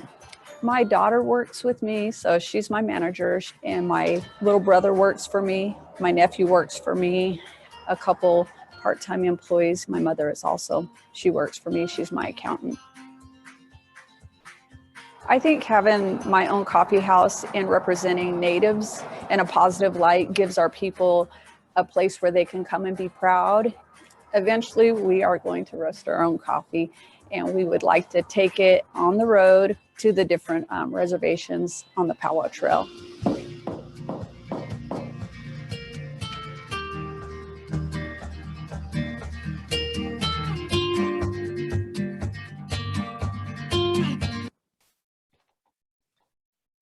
That, of course, was Bison Coffee House, and that was our first morning coffee at our trip last week. And it really is truly a special place, and you can understand how important it was for her to tell her story and how she started and why she started and the whole story behind her vision and behind Bison Coffee House. It makes it really unique and impactful, and it gives it a sense of difference. There's so many coffee houses in Portland, and I think hers really stands out by what she's done and how she's able to tell that story.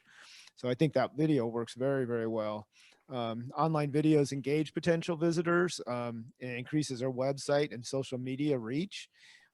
Just keep them short but interesting or impactful. Most traffic starts to drop off around 3 minutes or so. So you don't want too long of a video. You want to keep it fairly short and concise. That one was produced very well, but you can produce your own video with even your smartphone and just keep it very authentic and real and show your product line. And that works just as well too. We're working with a client right now and doing two-minute videos where we're just having some of the tribal members shoot what they think is some of the best assets or the things that they want to show within their tribal community. And that we're really excited about that. When people go online to go to YouTube or wherever to watch video, they want to see the real thing. So it doesn't have to be professionally produced. It's nice to have that nice overview video like Bison Coffee House, but don't discard the short handheld real life type clips. They work really well. Here's Icy Strait Point up in Alaska, southern part of Alaska, and they've really marketed themselves quite well. This is from their website, their homepage on their website. It was an old fishing cannery, and they've just really converted it into a really strong destination, tourism destination. They put in a zip ride. They have whale watching. They have wildlife watching. They have adventure tours. They have walks and hikes and just ATV and Jeep expeditions. They've just done a lot with this property to make it something very special. And their videos kind of give you a taste of what they have to offer. And I'll show you three samples from Icy Strait, kind of helping show what they are offering their visitors.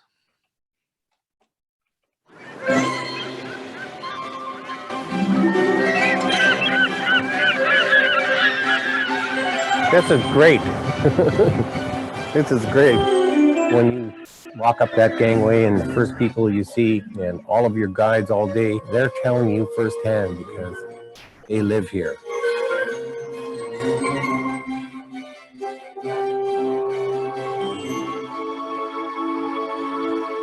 When we developed the area and more so the site, the buildings, we had a lot of input from our elders because this place has a special place in the heart of the community.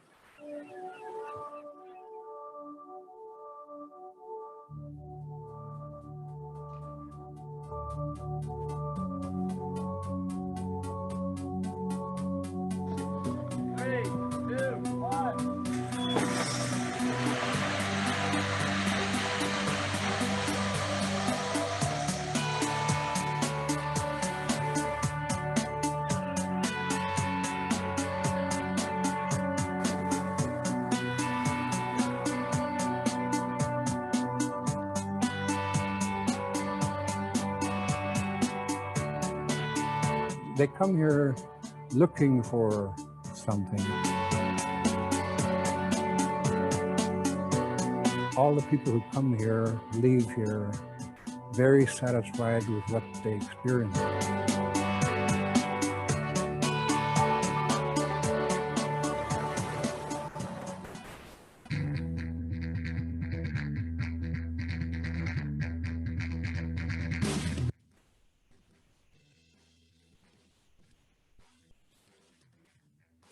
We do guarantee our whale watch, and we've seen multiple pods of whales every single time. So because it's a natural feeding ground for whales, the sightings are spectacular.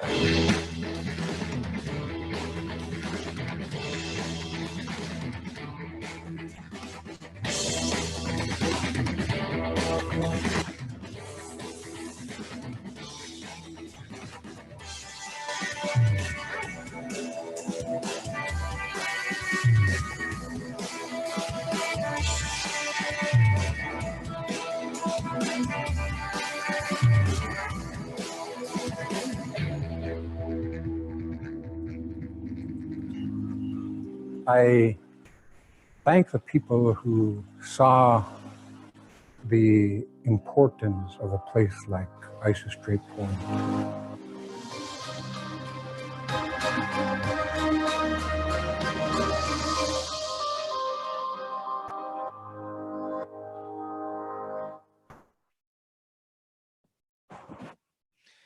Again, that's really shows how people are really driven to find that experience, to learn and to just feel like they're coming away with something more than just a vacation. And I think that really helps demonstrate that.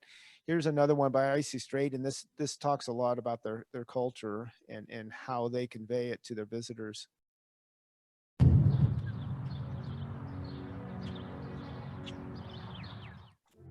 The Tribal Dance and Cultural Legends is an hour long. It features a new story this year, which is the strongman story.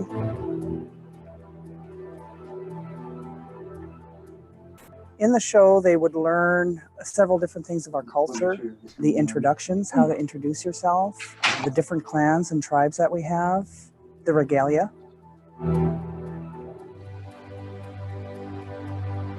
Passing out the postcards at the beginning has a clan on it, and everybody gets to be that clan for the day or for the show. When we do the song and introduce a certain plan. If you have that on your card, then you stand up and dance with everybody. And then at the end, they invite everybody to come down to the stage and dance, and we have regalia set aside for that. You get to experience what we are, our culture here in Hina, the Tlingit culture.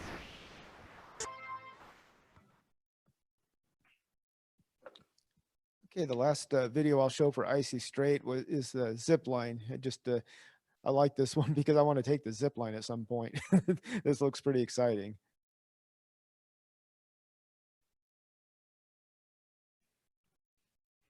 Uh-oh. No video. Okay, we're gonna miss the zip line, I'm afraid. It's not playing. All right, well, we'll move on to the audio downloads.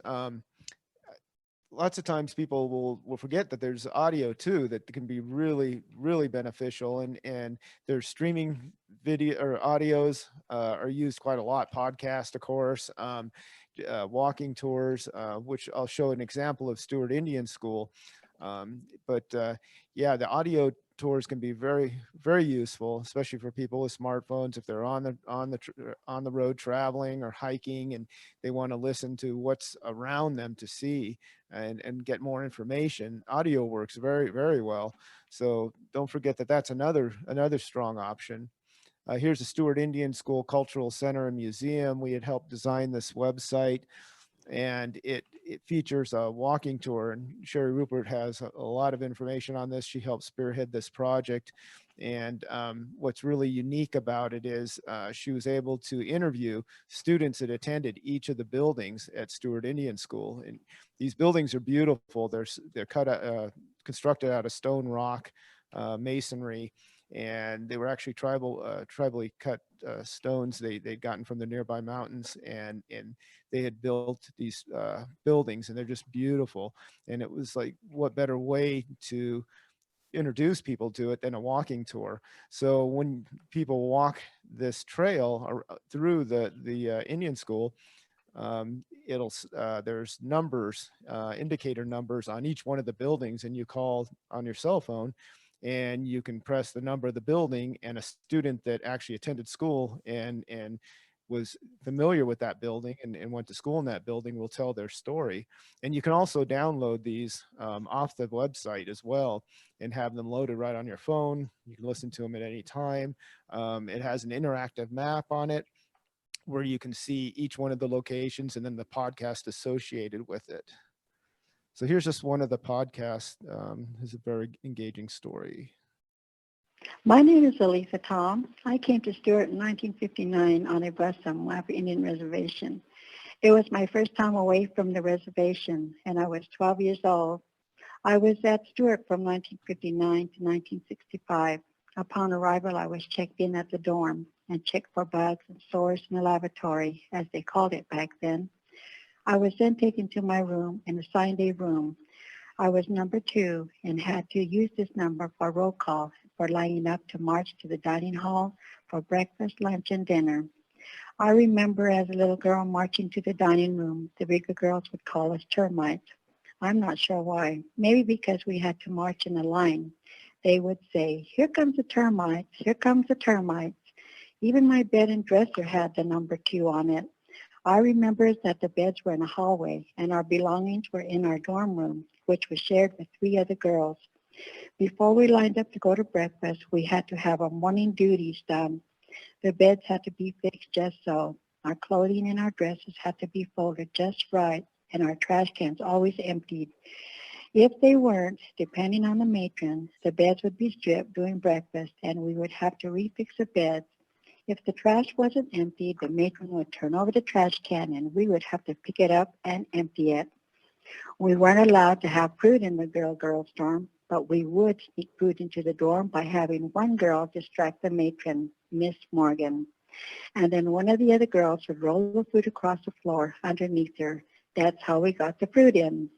There were many rules and regulations in the little girls' dormitory, but I love my time in Stewart.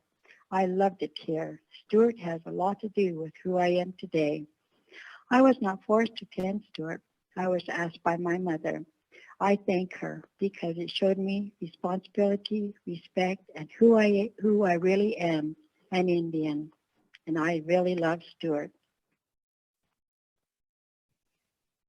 Just a great engaging story. And of course the Indian schools have really been in the spotlight lately, and it makes these stories even more, so much more important, the good and the bad, just hearing the authentic stories told by the students that went there, that attended the school. It's really special to have these voices on these audio downloads. Just real little bit of overview on when interviewing a speaker.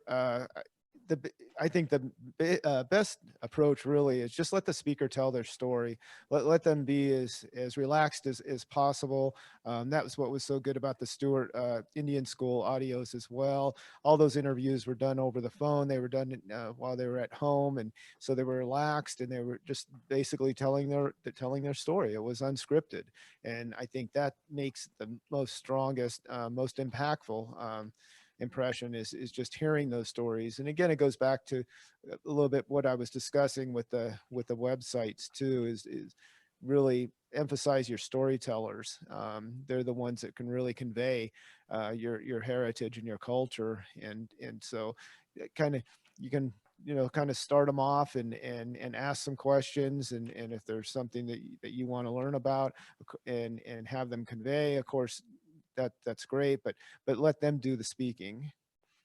A great example of this is the Lewis and Clark Tribal Legacy Project. It's online. They're in the midst of redesigning this website. There was some things, the way it was built, that has been outdated, and so they're redoing it. But they've got sections on homelands, lifeways, languages, intertribal relations, and cultural identity. And this was back during the bicentennial. This was put together. I had mentioned that before. And it has all different tribal members discussing all these different topics in their own voices and videos. And it's just a really beautiful collection. And I'm looking forward to when they update their website a little bit, but you can go on there and listen to them now. And it's very rich. And again, it's just all these tribal members speaking.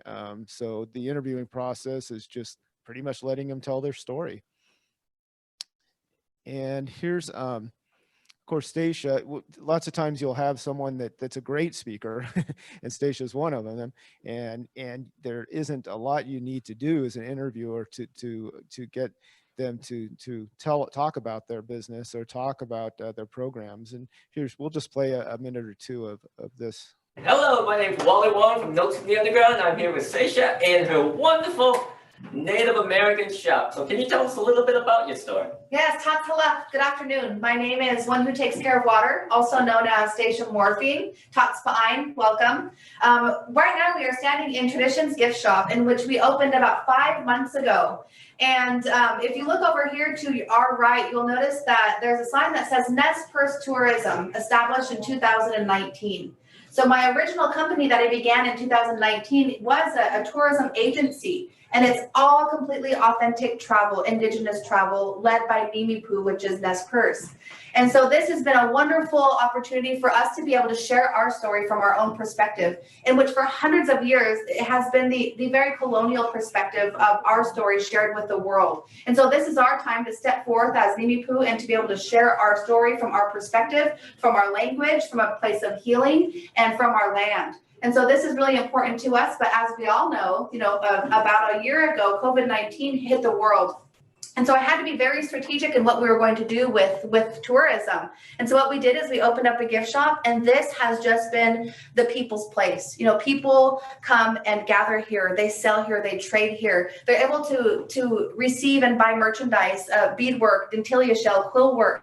I mean, if you look around, there's so many different things that are authentically made. We have parfleche here, and this is beautiful. This parfleche belt is done by a Nimipu family, and this is all they do. This is how they pay their bills, their water, their mortgage, insurance. This literally is their way of life. So for us to be able to support something like that is the world to me. Wow, that's incredible. So it's a longer interview, but it's done really well. I mean, he just asked a few brief questions, and Stacia goes with it. And it also, I thought it was a great demonstration of restarting tourism in Indian country after the pandemic.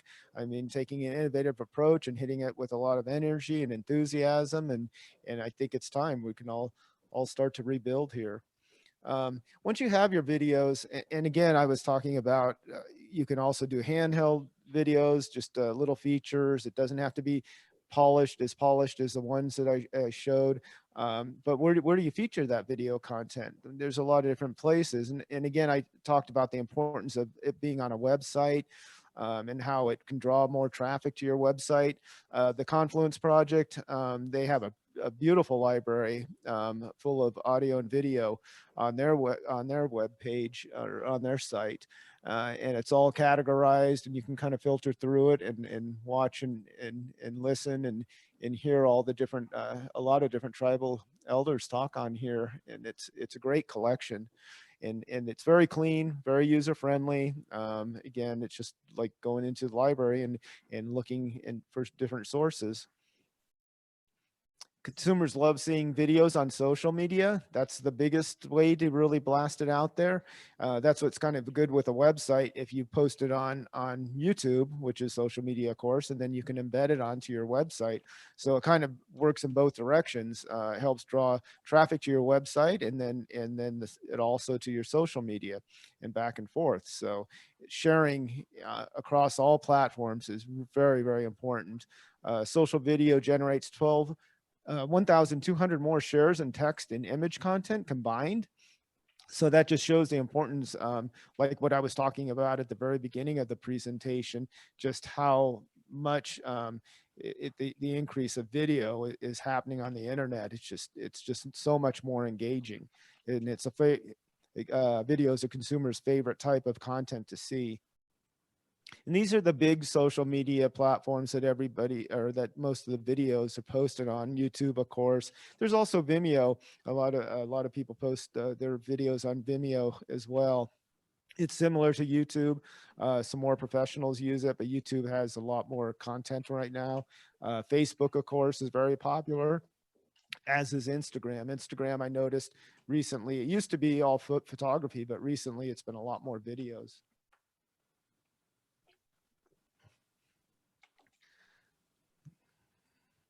Here's just a few statistics. Growing share of Americans say they use YouTube. Facebook still remains right up on top.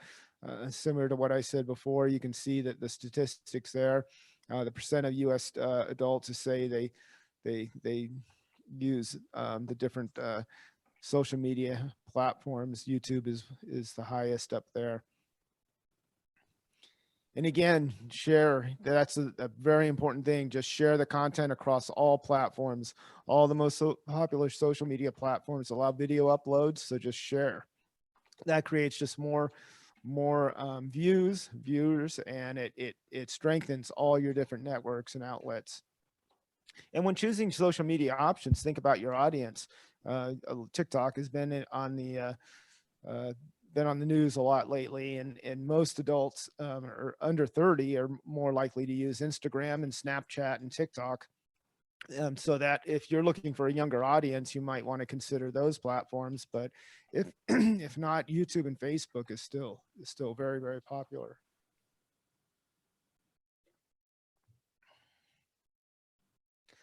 All right, just wanted to kind of wrap things up with a couple AIANTA resources real quick. Again, I talked about the outreach team. And just again, it's Gail Shehak, our Tribal Relations and Outreach Manager, and Hannah Peterson, our Program Development Director, and Lorraine Gala Lewis, Research and Outreach Specialist, and myself. We're the outreach team, so if you ever have any questions about helping promote tourism in Indian country, just reach out to any one of us.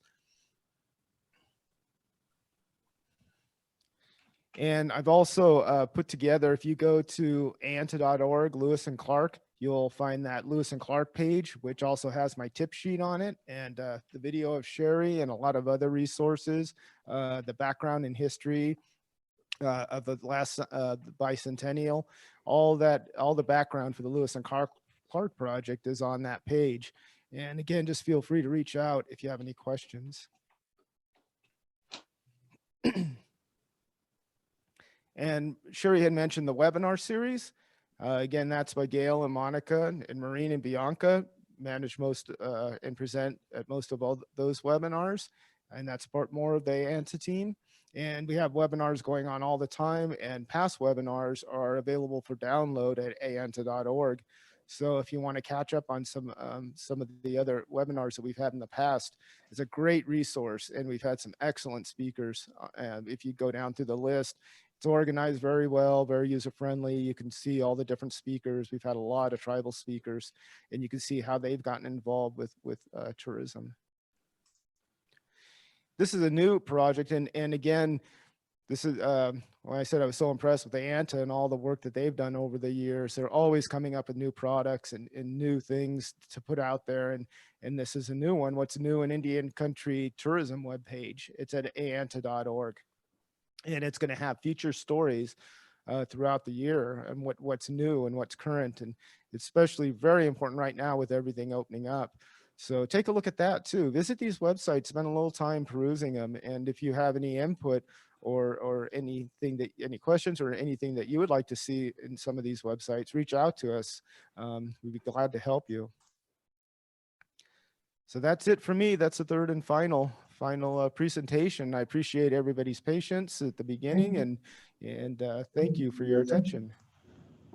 Yes, thank you so much, Bruce. We really appreciate you. Gail, can you hear me? Okay. We really appreciate you being here today. And one of the things, though, that I wanted to mention before we leave is the America 250. The America 250 is a huge opportunity for Indian Country. It is supposed to be the largest and most inclusive celebration and commemoration in our nation's history, with the potential to inspire the American spirit on our journey toward a more perfect union, engage nearly 350 million Americans and friends worldwide by 2026, spark production of more than 100,000 programs, attract billions of dollars in resources that will ripple through the economy to positive effect. And so the planning for this has started nearly a year and a half ago. And I participated in a panel in September on their tourism panel. And I let them know that they really needed to include Indian Country at the beginning of the planning stages. And they're also supposed to appoint a Native organization as the organization to help to coordinate this effort. And they have not named that entity yet. They plan to announce America 250 4th of July, so just a few weeks away. So we're kind of behind the 8 ball on planning for this in Indian Country. And so we just want to let people know about this, that it's coming up, and that it is an opportunity for us to tell our story, that, you know, America did not begin in 250 years ago. We have been here for thousands of years. And so again, we see this as an opportunity to tell our stories, to elevate Indian Country. And so be listening for more on this. We'll make sure that we notify you of any developments in the planning for this. And yeah, so I wanted to share that with you. Is there a next slide? Okay. All right. So if we could just go off of the slides and go back to the faces of everybody. We're going to go into this next session. And I think, Gail, you had started some of this in the beginning when we were having some technical difficulties here. So I'll let you take over from here, Gail. Okay. So for this part of the program, what we wanted to do is give you a chance to tell us about what's going on in your area. If you're open, are you receiving visitors? What sort of trends are you seeing, and what are your needs? So that's a lot to cover. I'm going to switch this to gallery view there. So, Gail, I see that you're in your car, but are you able to talk to us and share what's going on at Blackfeet?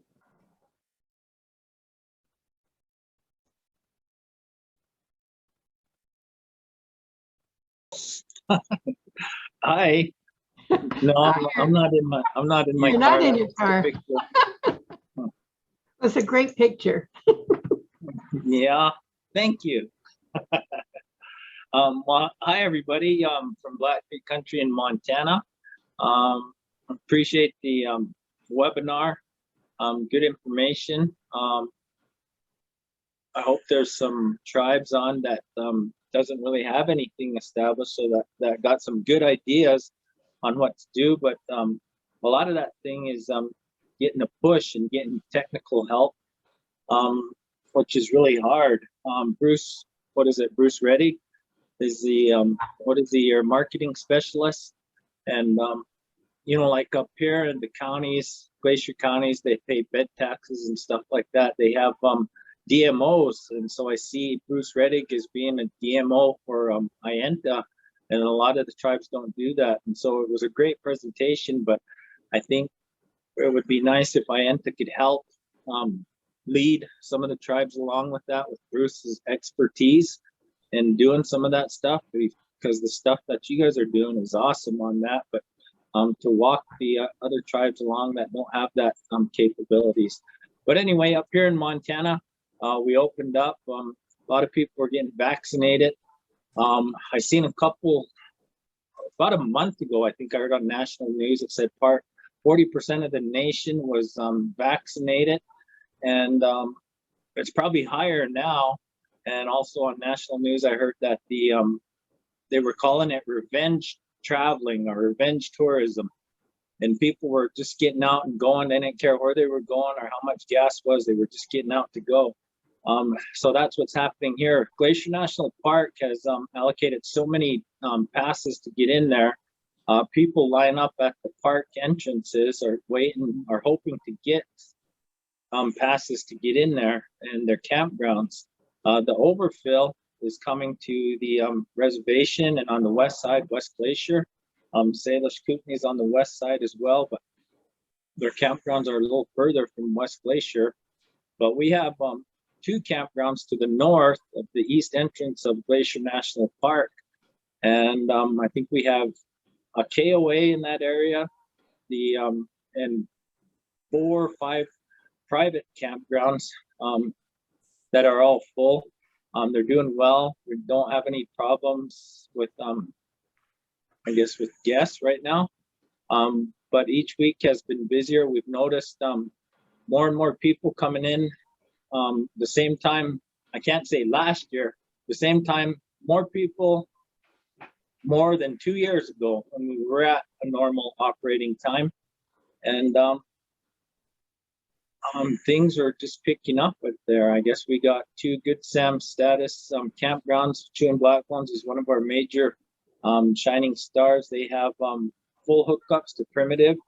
Duck Lake has 22 sites, 11 electric sites, and every site is lakeside in that area. It's a 3-mile lake, 3-mile long lake, and one of the premier fishing areas. To the north is one of our most prominent landmarks called Chief Mountain. It's an area that is viewed by natives here as a spiritual place, fasting, and just the uniqueness of it is sort of like the Devil's Tower shape. To the south, we have another campground called Rettig. That is good SAM status as well. And then one under construction where we're making a tourism visitor stop place. We got a grant from the state that we had to put on hold last year because of the pandemic. We have till December to fulfill that grant this year and start renovating the Buffalo Calf campground. So that's 4 campgrounds that I named. Things are looking really good so far. But for us at this time, we were opening up gradually last year around July, and then we shut down because of outbreaks. But crossing our fingers and hoping things just keep opening up more and more. The Blackfeet tribe has not lifted the mask mandates here. There's some few restaurants that do have walk-in dining, so which is good too. They all practicing social distancing, and again, the Blackfeet tribe has not lifted the mask mandate, so you need to wear your masks coming to and fro. And next weekend we have the vacation races coming through, one of our major attractions here. We have over 8,000 people that came. I don't know how many is going to come this year for the race, but they target all the national parks. They'll be coming in next Wednesday. The race is on the 26th. That is a Saturday. That's called the Glacier Half Marathon. That's on, they have their own website on there, but that attracts a lot of visitors as well. We have a celebration coming up, a mini celebration. They're calling it a celebration of healing. It's usually during our North American Indian Days, but it's the second week in July. It is going to take place the same time, but it's only going to be 2 days. And they're saying local residents only. I'm not too sure how that's going to work, but they have rodeo, Indian relays, powwow, hand games, softball, and a parade that's going to take place as well. And then the 4th of July, we'll have a veterans honoring drive-by with big screens, and that's about it, I guess, what's happening in Blackfeet. Thank you. Thank you, Gail. I know that Sherry and Bruce are looking forward to visiting your country. Oh yeah, on Friday. Right. So I know this is about the Lewis and Clark Trail, but we do want to hear from those of you that tuned in from other areas. So Melissa, would you tell us a little bit about what's going on with Seminole Nation in Florida? Oh, hi. How is everybody doing today? And thank you so much for inviting us to log in. I apologize for the background noise. I have a couple little ones running around the house. I certainly do appreciate the great resources that AIANTA has always provided us. I formerly went to ITB with you when I served with the Florida Seminole Tourism Department. And that was quite an adventure out there in Germany. We did get to meet a lot of very interesting tribal communities, and it was just fascinating, all the different conferences we've been to. So I encourage everyone to partake of AIANTA's great resources. And congratulations for having a content writer. That's so important. One of my backgrounds is internet marketing, and hearing that your SEO is sharing, towards all the other tribes is so exciting for me. Unfortunately, Billy Swamp Safari is still closed. We're waiting for our tribal council to give us the green light. And through that time, we've just been there taking care of the animals and answering all the phone calls that we get from our visitors. And, I speak to each one of them personally each day, and I take their phone numbers down, and I promise them that once I get the green light, I will reach out to them. And it's disheartening, talking to them when they have so many people so interested in coming, to experience what it's like in Big Cypress. So we're really eager to open back up, but like I mentioned, we're just waiting for our post-pandemic reopening to happen. But I did hear that the museum, the Athatiki Museum, is getting to open July 7th. So that's really exciting for us. They're right down the street from Safari. And their RV park, the Big Cypress RV Park and Resort, has remained open for their RV pull-throughs. And they have a great track record with no COVID cases. So they're doing a really good job with their diligence and social distancing. The Swamp Water Cafe that is inside Billy Swamp Safari is still closed, but the community here is also very eager for them to open. I live in Big Cypress with my other half, and he's a tribal member, and we have a daughter who attends the Fachki school, and they were virtual the whole year. So we're really looking forward to getting back to the new normal once that happens. Does anybody have any questions for me? Thank you, Melissa. Well, thank you for the time. I appreciate it. Well, good luck with your tourism. So Ricardo, Whirl, and Nyla, you're both from Sea Alaska. Would one or both of you like to say a few words? You're on mute, Ricardo. Knachish, yake yaksetini, kachkoina yoketuasak. It's good to see you all here today. And thank you, AIANTA, Sherry, and Bruce for your very helpful information. Naya Martin is our summer intern. She's a college student. She's originally from Juneau, but going to school in Colorado. And today is her first day. So she's, the intern for our marketing department. And so this was perfect because one of the things we're going to have her work on is, in fact, I was just in the middle of typing an email to a whale watching tour operator that's asking about using place names and Tlingit words and land acknowledgements. So what we're seeing here in Juneau, Alaska, as we slowly begin to get our cruise ship season back online. You may have heard that last year they shut down the cruise ship operations completely. This year they will be beginning, the large cruise ships will be beginning sometime in mid-July, August. And for now, we are receiving some of the smaller ships, about 200 to 400 passengers. That's versus like 3,000 to 5,000 passengers ships that come in, and a lot of times we'll have 5 or 7 of those large ships, typically during non-pandemic years. So we're slowly, gearing up for this season. Just last Friday was our first day of reopening our clan house and our museum back to the public and to tourists. And for now, we're doing it just by reservation to limit the size and the number of folks inside the clan house and the museum. We still have mask protocols in place, even though Juneau itself is doing really well. I think we're about 65%, vaccination rate.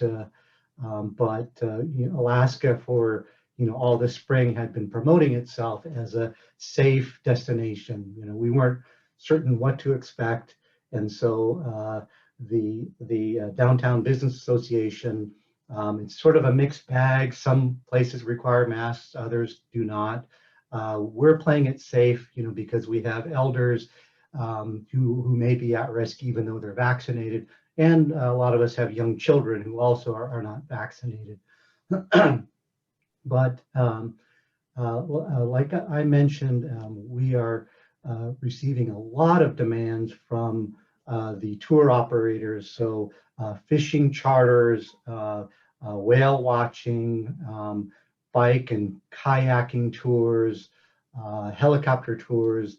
It's been, the last few months, we've been inundated with requests for culture and history orientation, both for the guests, but also for their employees, so that the non-native employees are able to speak appropriately and with accuracy about Tlingit culture and history. So anyway, we're really glad to be a participant today, and look forward to seeing you all. We also plan on making a donation for for your annual conference fundraiser event. We have an awesome collection of what we call the Baby Raven Reads books, and it's the first. It's a early literacy program, and it's been very successful in our region for bringing our young kids, preschool age, and raising their literacy rate, so that by the time they're third grade, they're no longer behind all the other non-native students. And we'll be sending, a a collection of those books as one of the auction items. Cheese. Well, thank you, Ricardo. We really appreciate it. And I always look forward to your newsletters. They're filled with art and culture, and they're really fun to read. Nyla, did you want to say anything? Just introduce yourself. Hi, I'm Nyla. I'm the Media and Development intern for Alaska this summer, and Ricardo definitely covered it all. So yeah. Well, I'm But glad thank you were you. able to make it. So as someone mentioned, we have a wonderful webinar series, and we have an excellent one coming up on relay racing. And I'd like to introduce Bianca to just say a little bit about the webinars that she's in charge of. Bianca, you want to introduce yourself? Hello, everyone. Thank you for joining us today.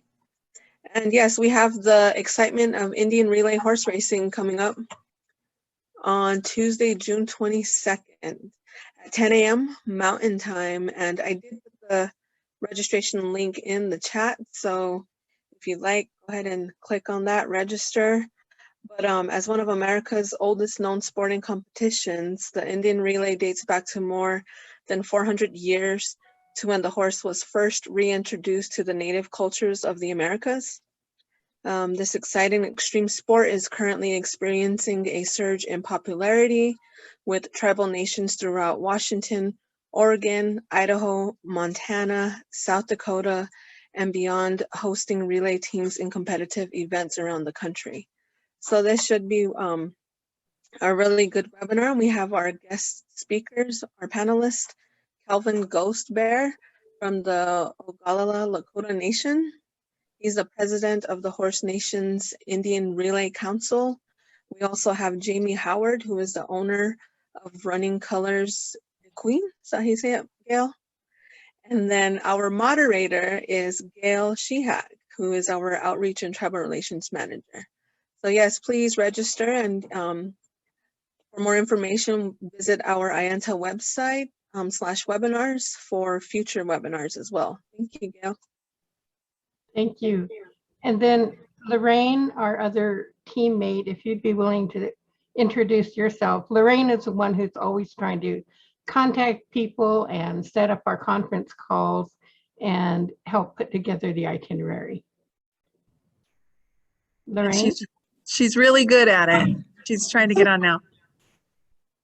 Good afternoon, everyone. Thank you for joining us. We really appreciate you tuning in, and a little bit about what we've been doing. We've been hitting different tribes every day, going out on the road and just marketing tourism in Indian country. So it's been wonderful stopping and finally putting faces to names that we've talked with for quite some time. So it's a lot of work, but we're conquering. So it's a wonderful, it's a wonderful opportunity. I'm the outreach specialist for AIANTA. I was hired specifically to do the Lewis and Clark research, but this has actually grown into tribal relations now. So we're broadening our outreach, and it's just been an enjoyable experience. So thank you all for joining us. Thank you, Lorraine. And then Sherry Bowman also works with the education department and also with our scholarship program, which Ricardo, your donation will be going to help. Sherry, do you want to say a few words?